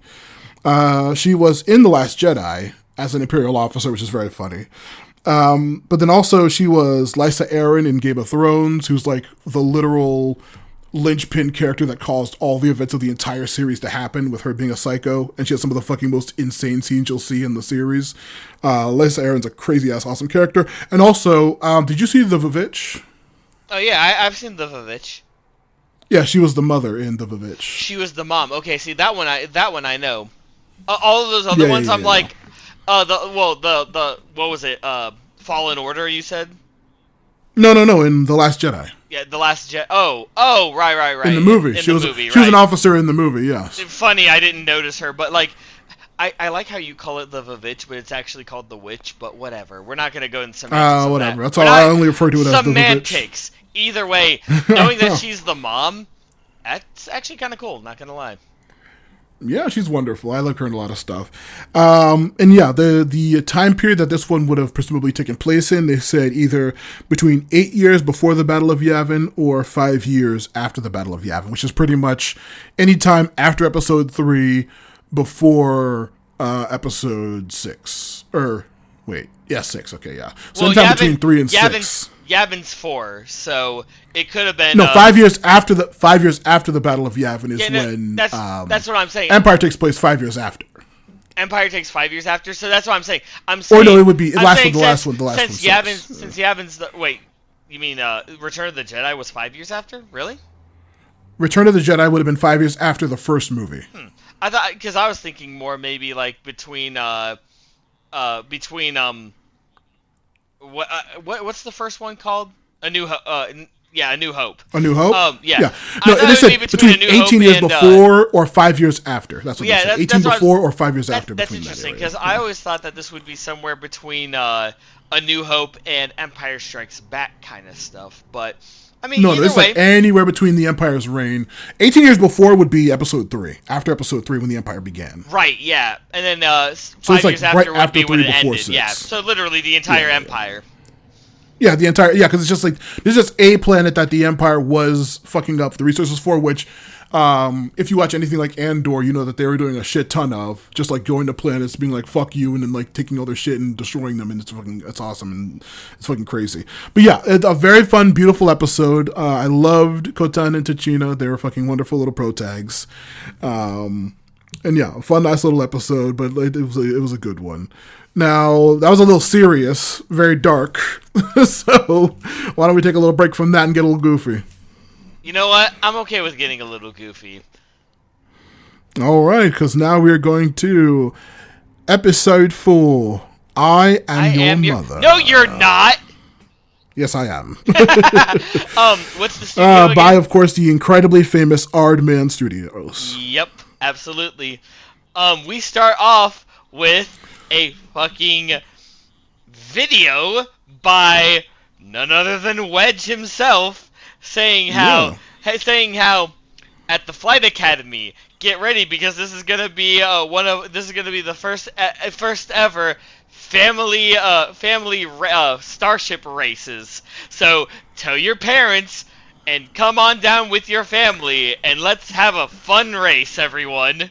By yours truly, I forget what Wedge's last name is. Wedge Antilles? Yeah, thank you, Antilles. Yeah, Wedge Antilles. By yours truly, Wedge Antilles.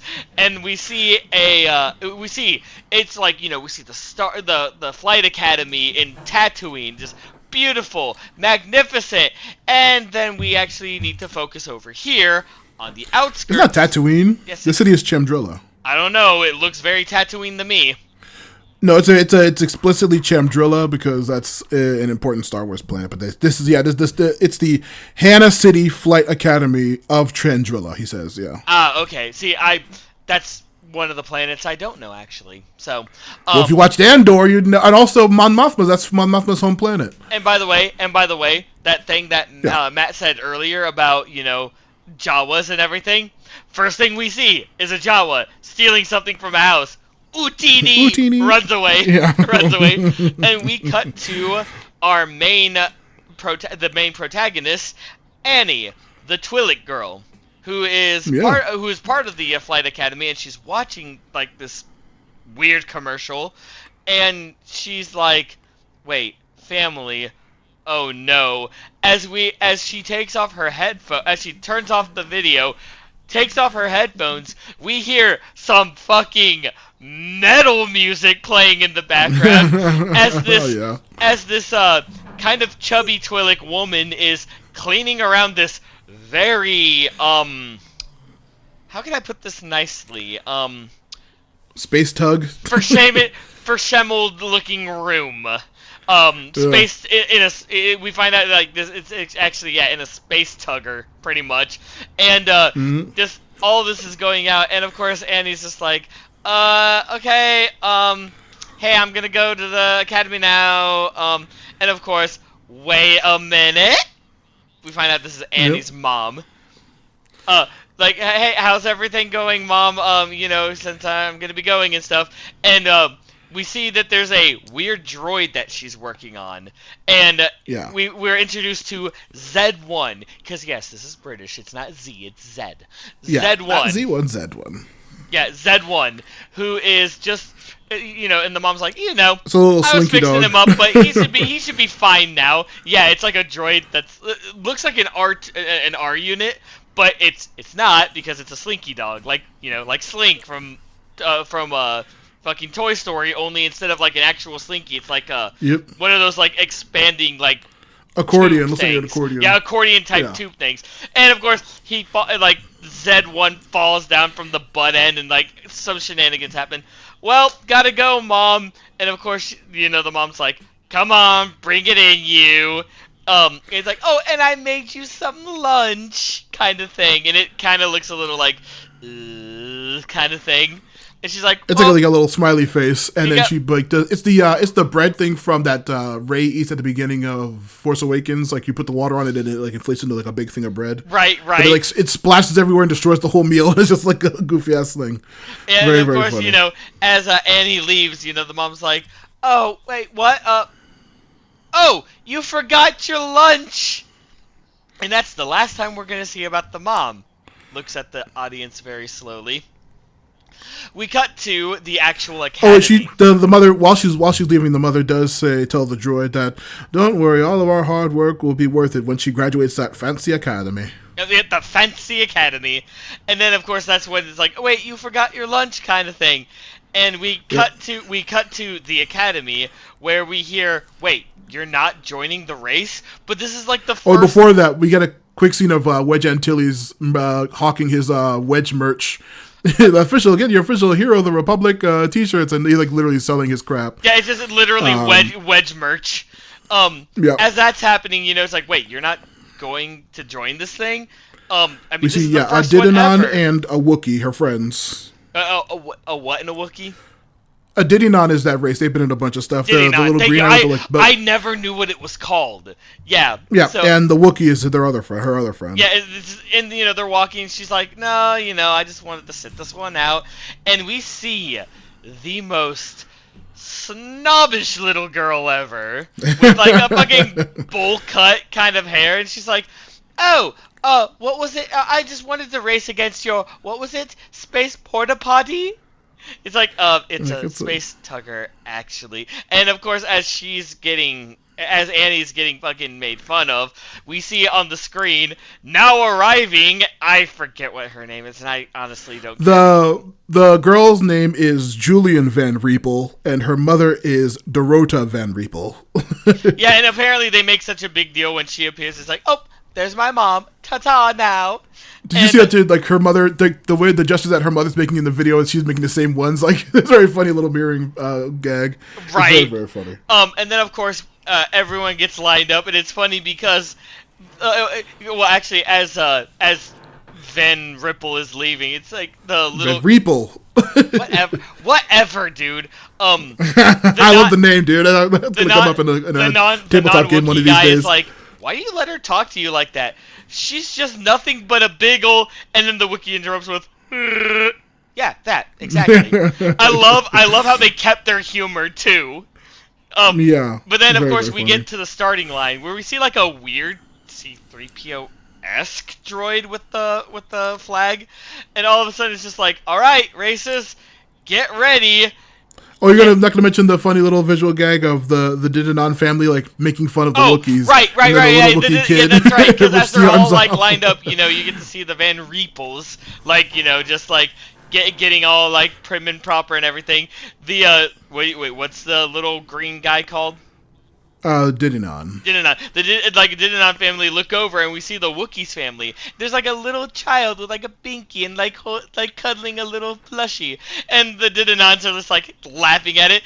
And the little Wookiee like looks at them with the binky still, angry eyes, rips the arms off of the plush. And then the Didinons like put the windows up and lock the door. Yeah, right. They lock the door and just like look away, like uh-oh. Alright, yeah, you're right. I did actually want to mention that because that is hilarious. Yeah. And then of course, alright, racers, get on your mark, get set, and then all of a sudden a brazier falls from the sky.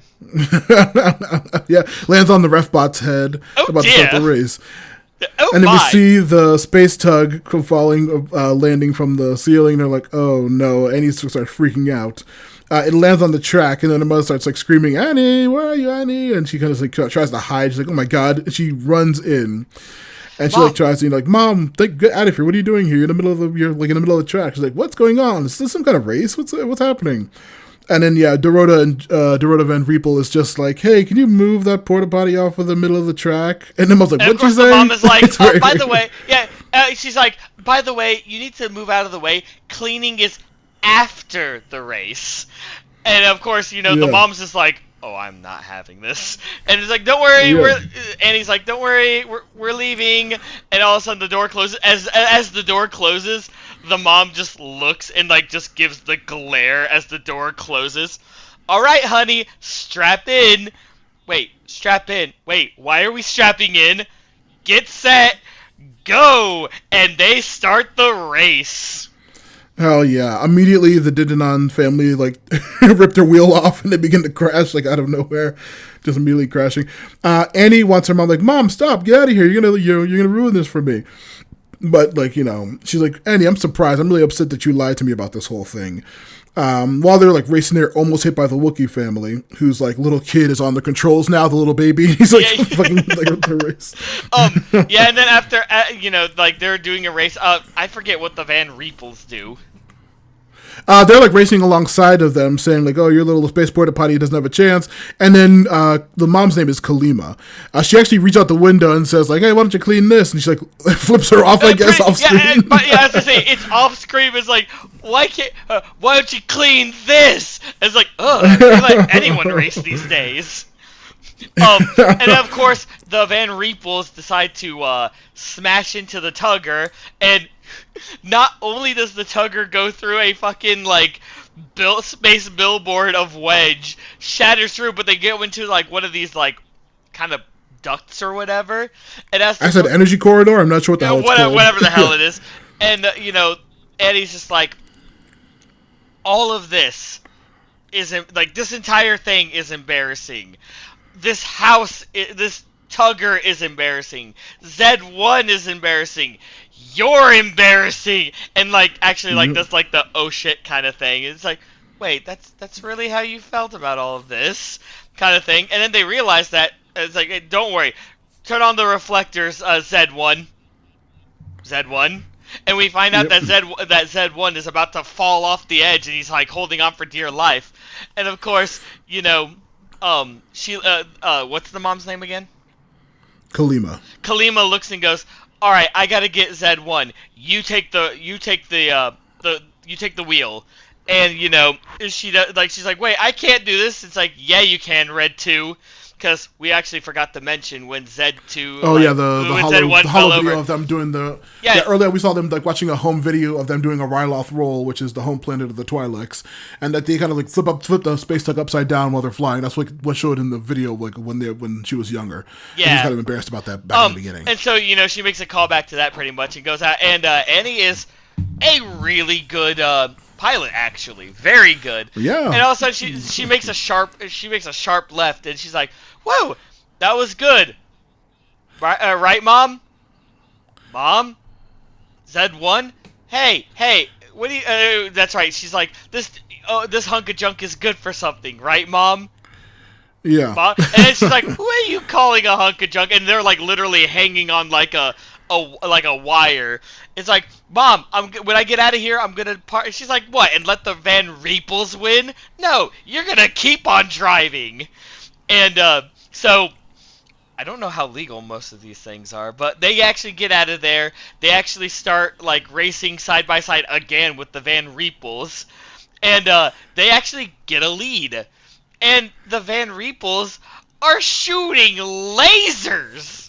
They literally have a little mini Death Star, like just like well, no, I'm like, well, at pro. first it was the side lasers because this is like Queen Amidala's fucking mirror ship kind of looking thing, and as they're missing entirely, the mom pushes her daughter away. You know, insert snobby mom, like, wow, do something right for once kind of thing. We can't be in second place. Second place is last place. You know, that kind of stereotypical trope. But as she's like, get out of the way, and she like pulls out this mini Death Star little thing, and you know, what was the maneuver called that Annie did? The Ryloth roll. Yeah, the Ryloth roll. It's like, time for the Ryloth roll. And no, this is not a barrel roll joke, because she does, like, you know, on a roller coaster, the loop-de-loop, she does one of those. Yep. Yeah, she does just a loop-de-loop. And even what's the kid's name, Van Riepel? Jalan. Yeah, Jalan is just like, where did she learn that? And of course, yeah, very good. They finish off. They fucking like boost through. I forget what they hit. I think they hit like the edge of like the track or something like that.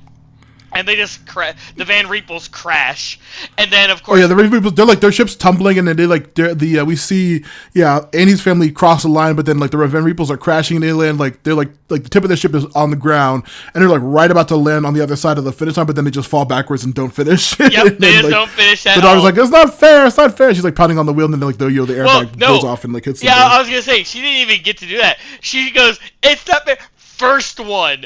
Airbag. It's just so sudden. But then after that, you know, everyone's cheering, and even Wedge is like, we have a winner.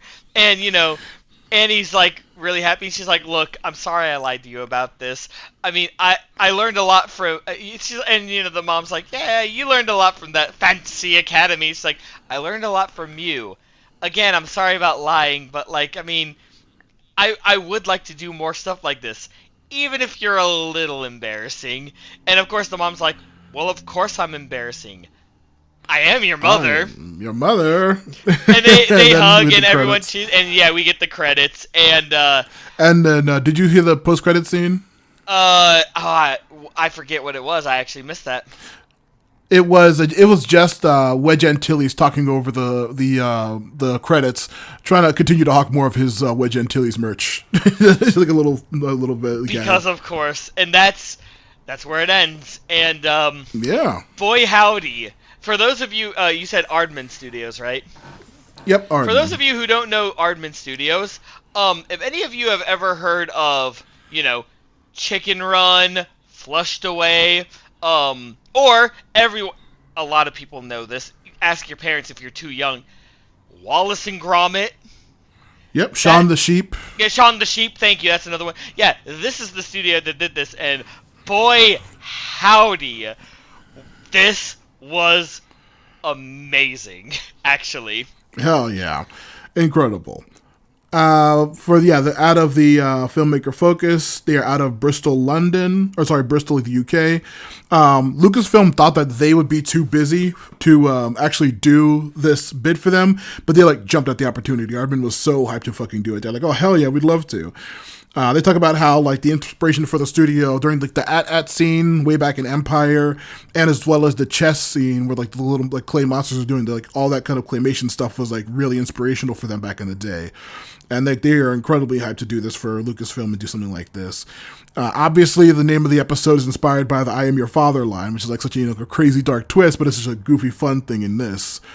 The director is talking about how like she is a mother of a young kid, and like when she was a kid growing up, her mother was from Poland, and of course she was embarrassing. She always, that's why she wanted the story to be about people going to a different country, aka an alien race on a different planet like Chandrilla. And it's like that's why she wanted to have an alien as the protag, and it's like an embarrassing mom like she used to have and like she is now, she says. We see like we see like a large number of aliens. They show like a ton of different background aliens that they designed because there's like a tons of characters. They had about 60 characters in the entirety of this setup for the claymation and everything like that. And they also said that like Aardman, as well as being like the 3D animation studio, was also a toy like studio, and they had actual toys for like all the models that they made and like all the aliens that they had, and they said like a shit ton of things. They said that it took them a year and a half to do this, to do just this little like mini movie thing, this little short film. It was fucking incredible. Nice. Z1 was inspired by the actual directors. She had a dachshund growing up, and so that's why Z1 is like a little like long dachshund weenie dog, like I have my fat little Zuko. And then she also says that like, yeah, there was like one of the background bits when her two friends were talking to Annie about getting into the race. There's a stall that has like a bunch of merch that Luke touched during the original trilogy. Oh my You see like God. a little like laser ball. You see like some T-shirts and like all this stuff, like just like a bunch of merch that he had from when he was growing up. I did not And, like, notice just stuff that. that he Oh my interacted God, with. I need to rewatch that now. Yeah, because remember Wedge knew Luke like Yeah, way back in the beginning. So I like, think yeah. that wasn't Wedge the one that he was friends with? It was either Wedge or Biggs. I can't remember which. I think it was Wedge. He knew Wedge. I think when he showed up at the academy, he knew Wedge. And then just like narrative wise, he knew Biggs from the past. But like, yeah, it was like he was a bunch of like funny merch on the little like stall in the background. And yeah, of course they mentioned that they got the original Wedge Antilles actor, Dennis Lawson, is actually voicing Wedge in this bit, which is very fucking awesome. Wait, that's actually him?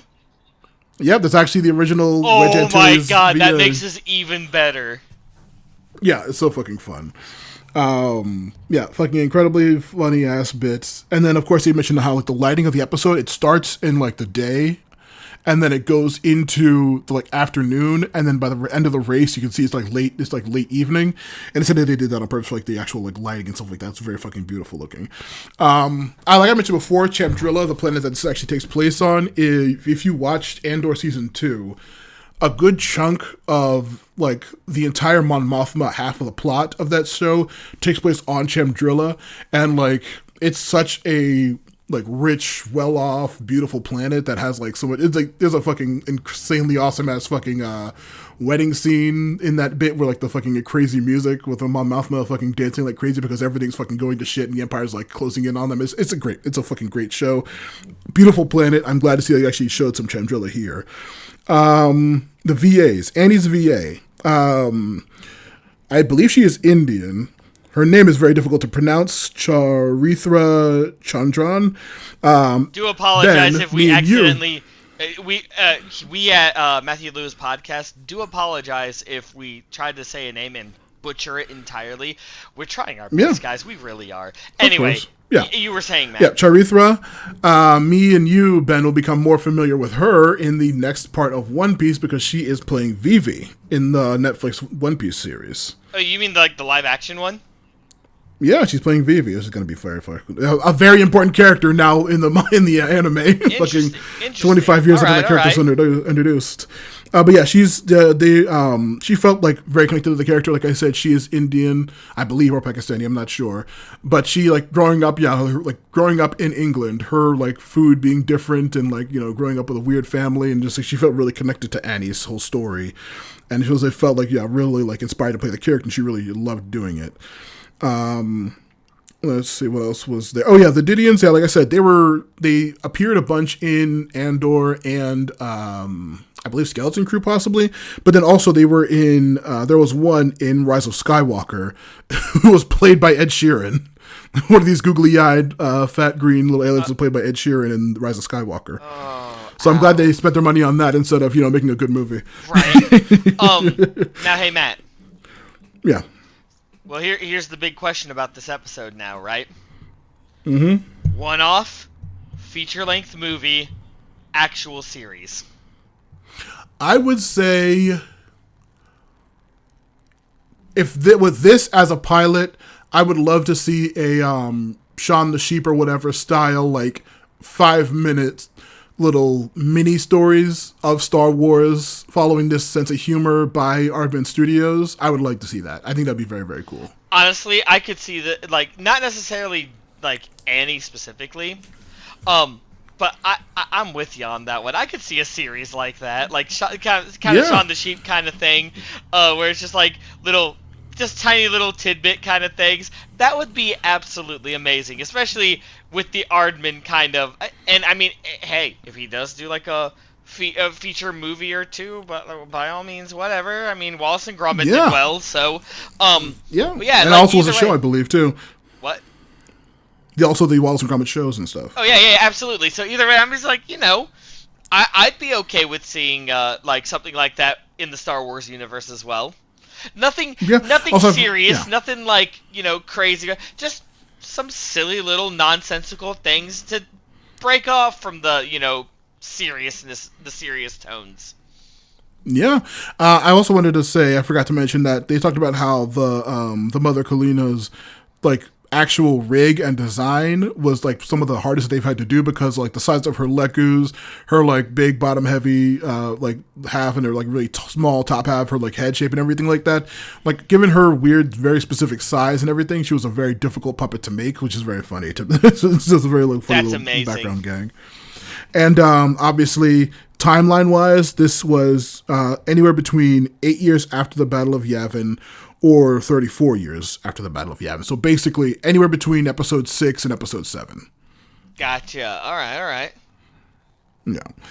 Yeah. Very fun little bit. Beautiful British studios that's known for their animation. A fun event. Probably one of the funniest episodes we've seen in this entire, any part of the series. Honestly, even season 1 didn't have anything this funny. Yeah, very, very cute. So now- now time for the ultimate final episode of this first little batch. Yep. Are you ready for... Yep. Oh, what were we going to say? No. Just I'm agreeing with you. Let's do this. Okay. Episode 5. Journey to the the Dark Dark Head. Head. So we start off with like this group of kids and like this one old man who seems. Well, we opened with a beautiful mountain and 2 massive statues with their heads in the clouds. Oh yeah, sorry, you're right. That is an important detail as well. But yeah, And the planet is Dalgarok. Dalgarok. That's what it was. Yeah. Where we see like this old man in like what looks like some kind of like to me it looks very like Chinese outfit with a whole bunch of like. Well, children I'll just get out of the way and say this is a Korean studio. This is a Korean studio. Okay. Oh wait, what Yeah. studio? What's the studio called? Studio Mur. Mer. Okay. Then I'll say Korean because I do apologize. I did not know this was a Korean one. Yeah. But yeah, either way, like very old kingdom type outfit with a bunch of children, and the children are looking for stones, and one of them who's later going to be our protagonist looks Aura. at Aura, thank you, takes a look at one of the stones, and the old man is like, "What do you see?" And she talks about You how also mentioned the stones are all like, they're like clear, giant, look like pearl, like pearlescent, clear, shiny, weird looking stones. Yeah. right, yeah. And of course, as she's looking, she sees like 3 darkened squiggles. She's like, there are three figures. There seems to be a clash. There's one in the middle, but I can't tell what's going. Like, I can't tell exactly what this clash is. He's like, does it take place in the past, or is it going to take place in the future? She's like, I think it might actually like take place in the future, but I feel a strange attachment to this. And then it fades away, and she goes, the image has faded away, and he's like, you're still too weak to actually discern what's going on. Your will is not strong enough. Yeah, that's what it was. Your will's not enough. strong enough. Through training, you can make your will stronger. And this is when she's like, why are we doing this? If we have all of this, like, if we have all of this vast knowledge, why don't we, like, do something about this war that's going on? And I forget how he describes this whole thing. We also forgot to mention that these are humans with like weird cloud patterns on the sides of their cheeks. Yes, correct. This is all humans right now. Yeah.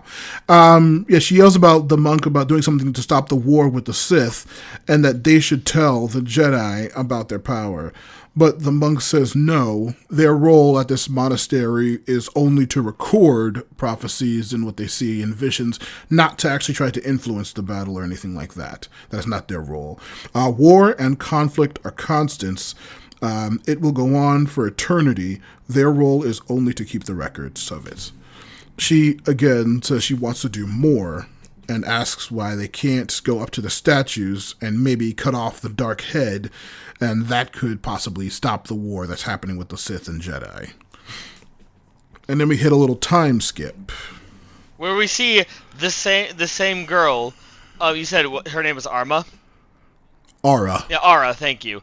I'm very bad with some of these names. I apologize to the listeners. They're Star Wars names. But Aura walks into what looks like the Jedi Council, and she's like, I want to make a request.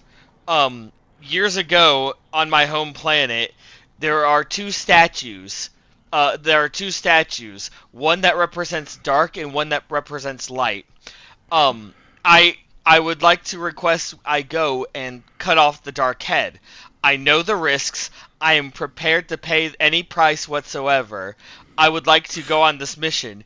And by the way, all of these Jedi Council men and women and some of the alien races are not. They're all original. They're not like any of the old ones. Like you would not... no, I would say that there's one that I recognize. But before that, she says that on the planet she mentions, or she explains what the hell we even saw at the beginning. The rain that constantly falls there is what creates prophetic images that only last for moments and need to be interpreted by their people. And that's why she believes that the Force is strong there, and that's why she believes cutting off the dark head will actually change the war. And of course, one of them, like I'm gonna guess maybe the head, she looks and says, so you think that by cutting off the dark head, that's actually going to affect this entire war? Okay. And this is Master Duta. Master what? Duta. And of course she's like... And she is a Thalathian. There was it's like the dark-skinned race that have like these weird like tentacle things on their head instead of hair. There's one Jedi one that you see very frequently in the prequel trilogy. But yeah, they look near human, but they just have like weird tentacles instead of hair. But yeah, so Thalathian. Yeah, but she's like, well, all right. I think I can. This doesn't sound too implausible. And then we see like this one master who's just absolutely human. He's like, wait, you're not gonna believe in this crock, are you? And she goes, well, if you don't want to believe in this, then let's believe in the Force. However, before you go on this, you will have a Jedi assigned to you. And then we cut to the Jedi's name is Toll. Yeah, Toll. Toll, I think Toll is the name. Yeah. And we see Toll, this child, the short white-haired kid, just meditating with someone else. And we cut to inside his vision, where we see he is in like this bloody war zone, where there's one Sith. He's masked, so we're just gonna go with he's a Sith. He has a fucking sick ass red mask with like a red long drape on it. Yeah, and this is Beechan. Beechan, that's his name. Yeah, and the kid is even younger in this flashback. He looks like a child in this flashback. Yeah. Yes, and of course, he has a lightsaber and everything, but he's just standing in like fear. And as Beechan is, annihilating everyone that this kid apparently knows, this elder Jedi master, I think, this rushes in and starts fighting, and she's like, "You've lost your path, Beechan. Now it's time for you to be destroyed." And as she's fighting Beechan, where does it come from, Matt? This weird fucking scorpion snake thing. This chain is actually at the end of his saber. Yeah, it's at the end of his saber. Yeah, at the end of his saber. Like she's like, I'm going to defeat you, and then she gets impaled by this weird IVS kind of whip type bladed thing, and Yeah, it's like a long snake like metal chain that's like attached to his and then of saber. course that like extends and retracts as well. And as Bichon like literally killed this person that Toll knew, he just looks and says, like Toll like gets angry and starts going up to attack, and Bichon just fucking smacks this kid like it's nothing. And he's just like, I can feel your rage. I can see you are angry. And Toll's like, I'm going to kill you, kind of thing. He's like, all right. And he like picks him up and like, I don't know, like stabs him or like marks him with the saber or something. He's like, He like scars his face. Yeah. yeah, and he's like, all right, you have potential. Come back when you're ready to learn true power. Tosses him Oh aside. no, when Toll like tries to attack him, he says, "Wow, you act more like a Sith than a Jedi." And then he scars him and he says, "Hey, when you come back to me when you want to seek me out as your master, and I'll teach you the real ways of the Force." Yeah, it's a very fucking cool scene. And then he goes back to the present, Where as he's meditating, the older guy with Toll is looking around because everything is starting to shake, and he's looking around and he's like, Toll. And when Toll wakes up, he has blue eyes, mind you, but we see in his irises, we see like this yellowish circle, but it just vanishes when he like snaps back to. And then his new master says that he needs to gain control or he will lose himself. And as he tells him about this new mission he has. Well, someone walks in and is like, hey, the Jedi Council needs you for a new mission. And as Toll's leaving, this one random Jedi is like, yeah, I can sense much anger in him. And the messenger was like, no, it's not anger, it's fear. Fear. And then we cut to him meeting with Aura. Thank you. I'm really bad with these names. I'm sorry. With Aura, and Aura's like, wait, you're the Jedi? You're sending a kid with me? And Toll's just like, really? You're gonna say that right in front of me when I can hear you? And she's like, well, I guess I could do worse. Come on, let's get out of here. And of course, as they're traveling to her home planet, they're bickering. Kind of. Yeah, he's like, you have it on autopilot? I guess you're not a real pilot, huh? And she's just like, yeah, well, I didn't get a real Jedi, so it's fine. Yeah, right. And she's like, maybe you could act like one at least, kind of thing. It's just bickering, really. Yeah, but he says he like mocks like, you don't actually believe in this mission. Cutting off some statue's head is going to stop the Sith. And he says, why would you waste a Jedi's time with this kind of stuff? And she's like, look, I did all the hard work already. I just need you, you're just here to supervise and help a little bit, but I can do all this my fucking self. Don't worry, I don't need your help. And Toll, yeah, that's what she says. At least you could try acting like a Jedi. Come on. They land on this crazy ass asteroid for additional parts. The merchant that they see is Swokes is the name of this race. You saw them in episode 1 for a bit. But yeah, the merchant is just like, hey, I got some great stuff for you. You're really going to be some powerful stuff. And then he tried to sell her some last minute merch that she needs for the adventure. While she's buying, is this when she's buying the gloves? Yes, she is purchasing gloves and stuff. Okay. Toll suddenly looks outside, and there are these weird, hunched over, red cloaked monks, with some kind of red incense. I thought these were kind of Sith acolytes or fucking monks or Sith monks or something like that, because it's very they're very open and they're just kind of casually setting off his sense in the Force. He's like, I sense something. I sense Bichon. And then we zoom out to far away on the same asteroid, and we see that Bichon also senses him in the distance. And then we cut back to more flying. And as they finally land on Dulgorak, but as Toll they're is about kind of tweaking a little bit, saying he senses something. He senses Bichon's nearby. Just then, that is when we see the Black Star ship of Bichon's, another fucking cool ass design, begins to track their ship. Oh yeah, and then of course there's a little bit of maneuvering, but not a whole lot, where the ship actually does get shot, and they have to crash land pretty much. Right into some temple gates. Yeah. But then as soon as they crash and Bichon's ship kind of zooms in, we see that they fly out of their crashed ship on an airspeeder now. And they go right past his ship. On nearly knocking it out of the sky. And They like as they're they like shoot down his ship while they like come out on the airspeeder, right? yeah, Yep. they do, and then as that happens, he like Beachon like leaps out and leaps on the speeder, where we actually get some some lightsaber duel going on, and of course Beachon's like, look at you, you finally came to become my apprentice, because why else would they send you on a mission here all by yourself? Yeah, they say you dreamed of this moment, haven't you? Us clashing like this, and like Toll's just kind of like, "Shut up, I'll kill you!" Just like freaking out and screaming at him. They are driving up the statue, and eventually they get to like the hand of it, and they like launch off the hand of one of the statues and like land on the. We see above the clouds finally that it's like a big, gigantic ring, sort of connecting the heads of these two gigantic, massive statues. He says that the Jedi, Beachon even senses the Jedi sent you here on purpose, so you would meet me here. This was all arranged by them. The bike crashes, but this is when Aura uses her gravity gloves to continue to climb up the rest of the statue to try to get to the top. Toll actually makes it to the top, and she's starting to get ready to like put all these bombs into place, kind of thing. And as that's happening,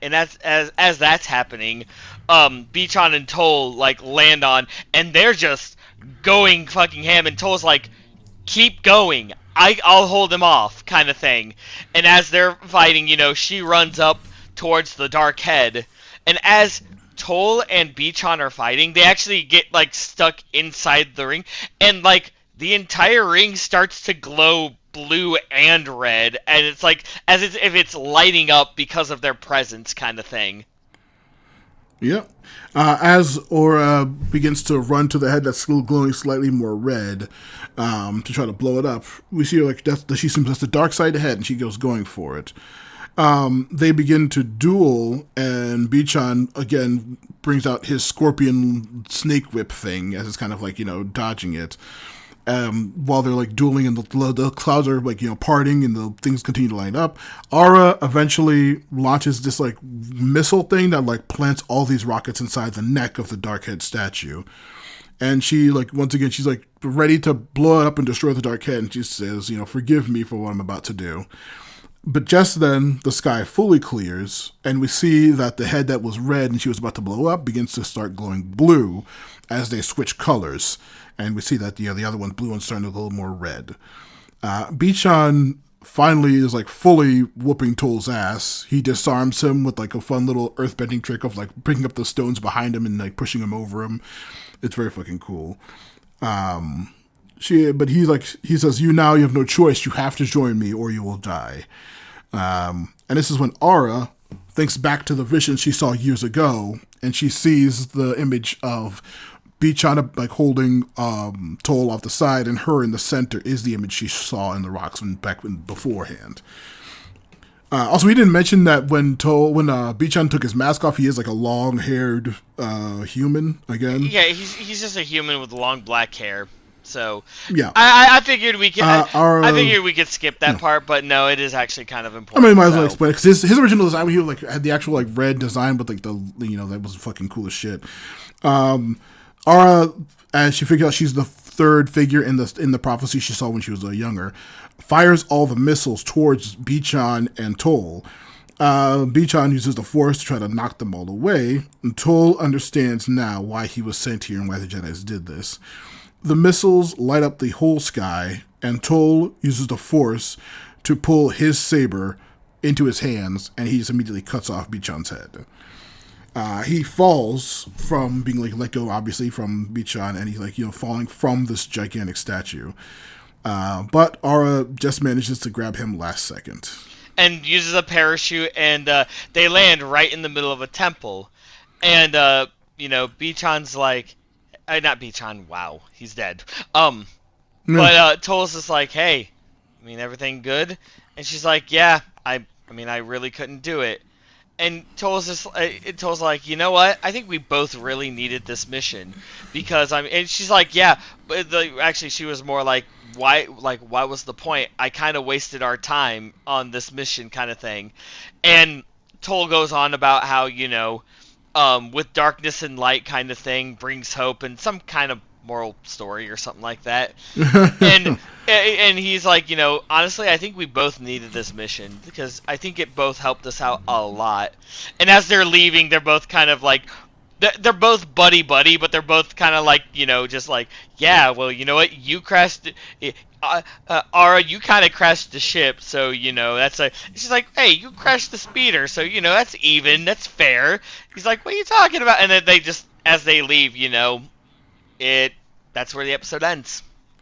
Yeah, we also mentioned, she realizes the whole point was, as they fall into, like, the seer pond, the cycle of light and dark is endless, and beheading the statue obviously wouldn't have done anything at all. It would have just been destroying that structure that shows that it's pointless and that there's always going to be light and there's always going to be dark.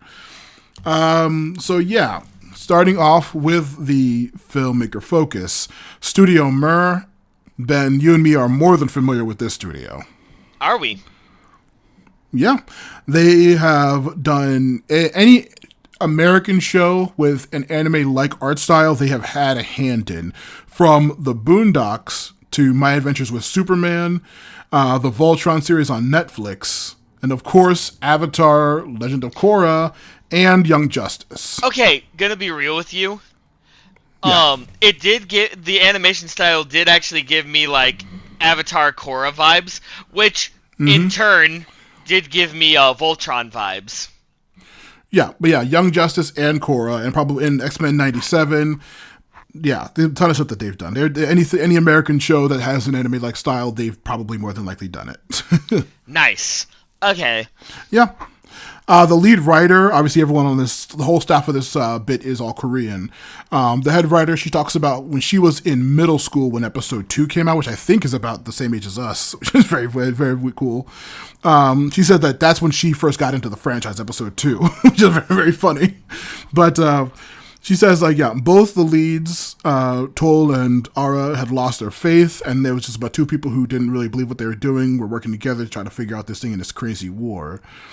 They wanted to pitch this from the point of view of the, like, tons of nameless Padawans that witnessed all these crazy ass horrors in all of these wars, from like the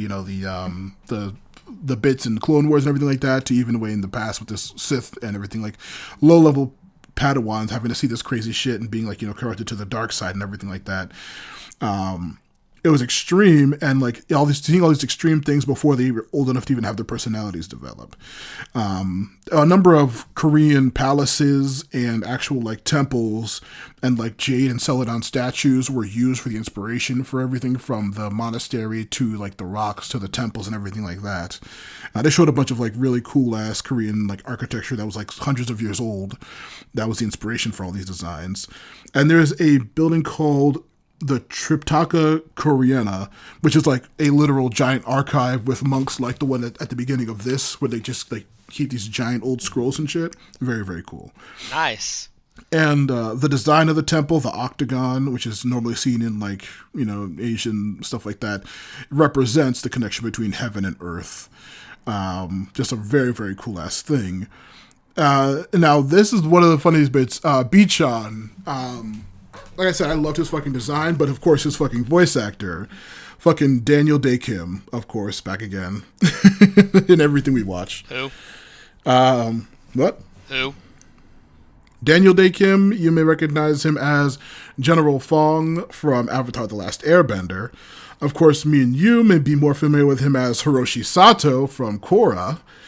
Also, in the live-action Avatar series, he plays Ozai in the Netflix show, so he really loves Avatar. But beyond that, he also played King Micah in She-Ra Princesses of Power. Gotcha, okay. And Johnny Gat in all of the Saints Row games. Man, I wish I played those games. They're great. And also he was a major character in the series Lost. He's the main lead antagonist doctor in The Good Doctor, or whatever the fuck that show is, that guy. He's also one of the leads in Hawaii Five-0. He's just a massively huge Korean actor who loves doing voice work, and he's just like in every fucking thing. Like literally, he's in a shit ton of stuff. Nice. He knew Ara's voice actor from something else. I looked through her stuff. I didn't really recognize much of her stuff. She's like, a general anime voice actor. But like he worked with her on a bunch of other stuff as well. And just like the In the Stars episode, a shit ton of Korean-specific instruments were used in the making of this, and they wanted to like add unique sounds to the lightsabers, to the music, to everything. Was like really unique Korean instruments for the sounds in this. Nice.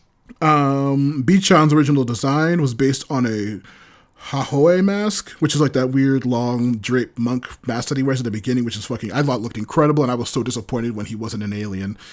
Right? Like, yeah, he could have been like some kind of like other race other than human, but he was just a regular guy. Yeah, very disappointing in that. They said that his saber was based off of like a tonfa or a trident. I didn't really get a look at the actual hilt, but it was like that's the original design was. And then they wanted to, they went with the like snake-like design to represent his like thing and like the whole unique chain and everything like that. Like the chain was actually making like snake-like noises whenever it moved, which is very fucking cool. Mm-hmm. And also they mentioned how they're very like obviously you look at their all their work. They're very familiar with the very exaggerated movements of like action sequences and stuff like that. So they were perfectly ready to do this one. Right. And you can tell that they put a lot of effort into it. It was very, very cool. Very cool ass Korean fucking inspired thing from a very well-known studio. Nice. Very but nice. Yeah, like that's basically for the filmmaker thing. This one also would have been sometime around the time, like 1,000 years ago, Jedi Sith Civil War. So like way, way back in the past, like Sith was the first one. Okay. Nice. And so yeah, I thought this one was great. The action was nice. The anime like style I did not miss from the first visions because I wanted to see more unique stuff in this arc. But yeah, also the number one thing, like I said, it was an interesting episode. No, hits on where I'm going to put it on the rankings, but I was very disappointed at the amount of humans in this. I was so hoping that Aura's people, like the monk and all the kids had the weird cloud patterns on the side of their face. I was so hoping that they were going to be some kind of alien race that just looked near human, but I was just really disappointed. Right, yeah. Like, I really wish they went more unique with it. No, I would have had a lot better time if they went more unique. Yeah. Ugh, But yeah, it was a fun episode. What did you think? Yeah, it was a good episode too. I mean, the story was alright and everything like that, and the characters were pretty okay. But like I said, the instruments that they used for like the soundtrack were great. The art style was good. I like the design before the mask came off of B-chan as well. Wonderfully Absolutely. designed. That weapon is actually a little over the top, but then again, it wouldn't be a Star Wars thing without like an over the top something. But it was unique and it was great, and I did kind of like it a little bit. But I mean, hashtag too many humans, man. Yeah, too many humans. Yeah, it's just like too many humans, man. Yeah, but yeah, an interesting little episode to end halfway mark on. So yeah, we will wrap this up in the second half. I hope in that intervening time, Ben, you watch some Star Wars stuff or play some Star Wars game. I'm sure Fallen Order's on sale or something like that. Fucking incredible game. Or like fucking what's it called? What's it called? Battlefront 2 I'm still playing. Yeah, Battlefront 2 I'm still playing a shit ton of. The game's fucking great. But so last time we just ranked the episodes at the end. I wanted to do like a specific award thing for the next episode when we finish up all the whole series. So rather than like rank all of them, we'll just like give special awards. Oh, we'll rank them as well, but I wanted to also just like go over a couple of different like things. So if you want to write down on the list for the next notes pad for me, real quick. Oh, yeah, give me a second. Let me get my notepad up. Yeah. Go. But that was not my notepad. I would like to open my notepad, please. Alright, anyway, so, Star Wars Visions 2 awards. Alright. Alright, so the first one I had was Best Musical Score. Best Musical Score. I had Best Fight Scene. Best Fight Scene. I had Best Villain. Best Villain. I had Worst Villain. Because of course, worst. Yeah, it's gotta. We can all be positive. Best Droid. Best Droid. Best Pro Tag. Best Pro Tag. I had Worst Pro Tag. Worst Pro Tag. You know, for it's not all going to be positive. You only have 2 worsts here so far. I'm still going. That's true. I had favorite animation style. Favorite animation. Welcome to Behind the Scenes with... Yeah, of course. Hey, I'm sorry to extend this episode a little bit because we're closing it out now. And then, of course, least favorite style. Least favorite animation style. And then just ranked all 9 episodes from least favorite to favorite.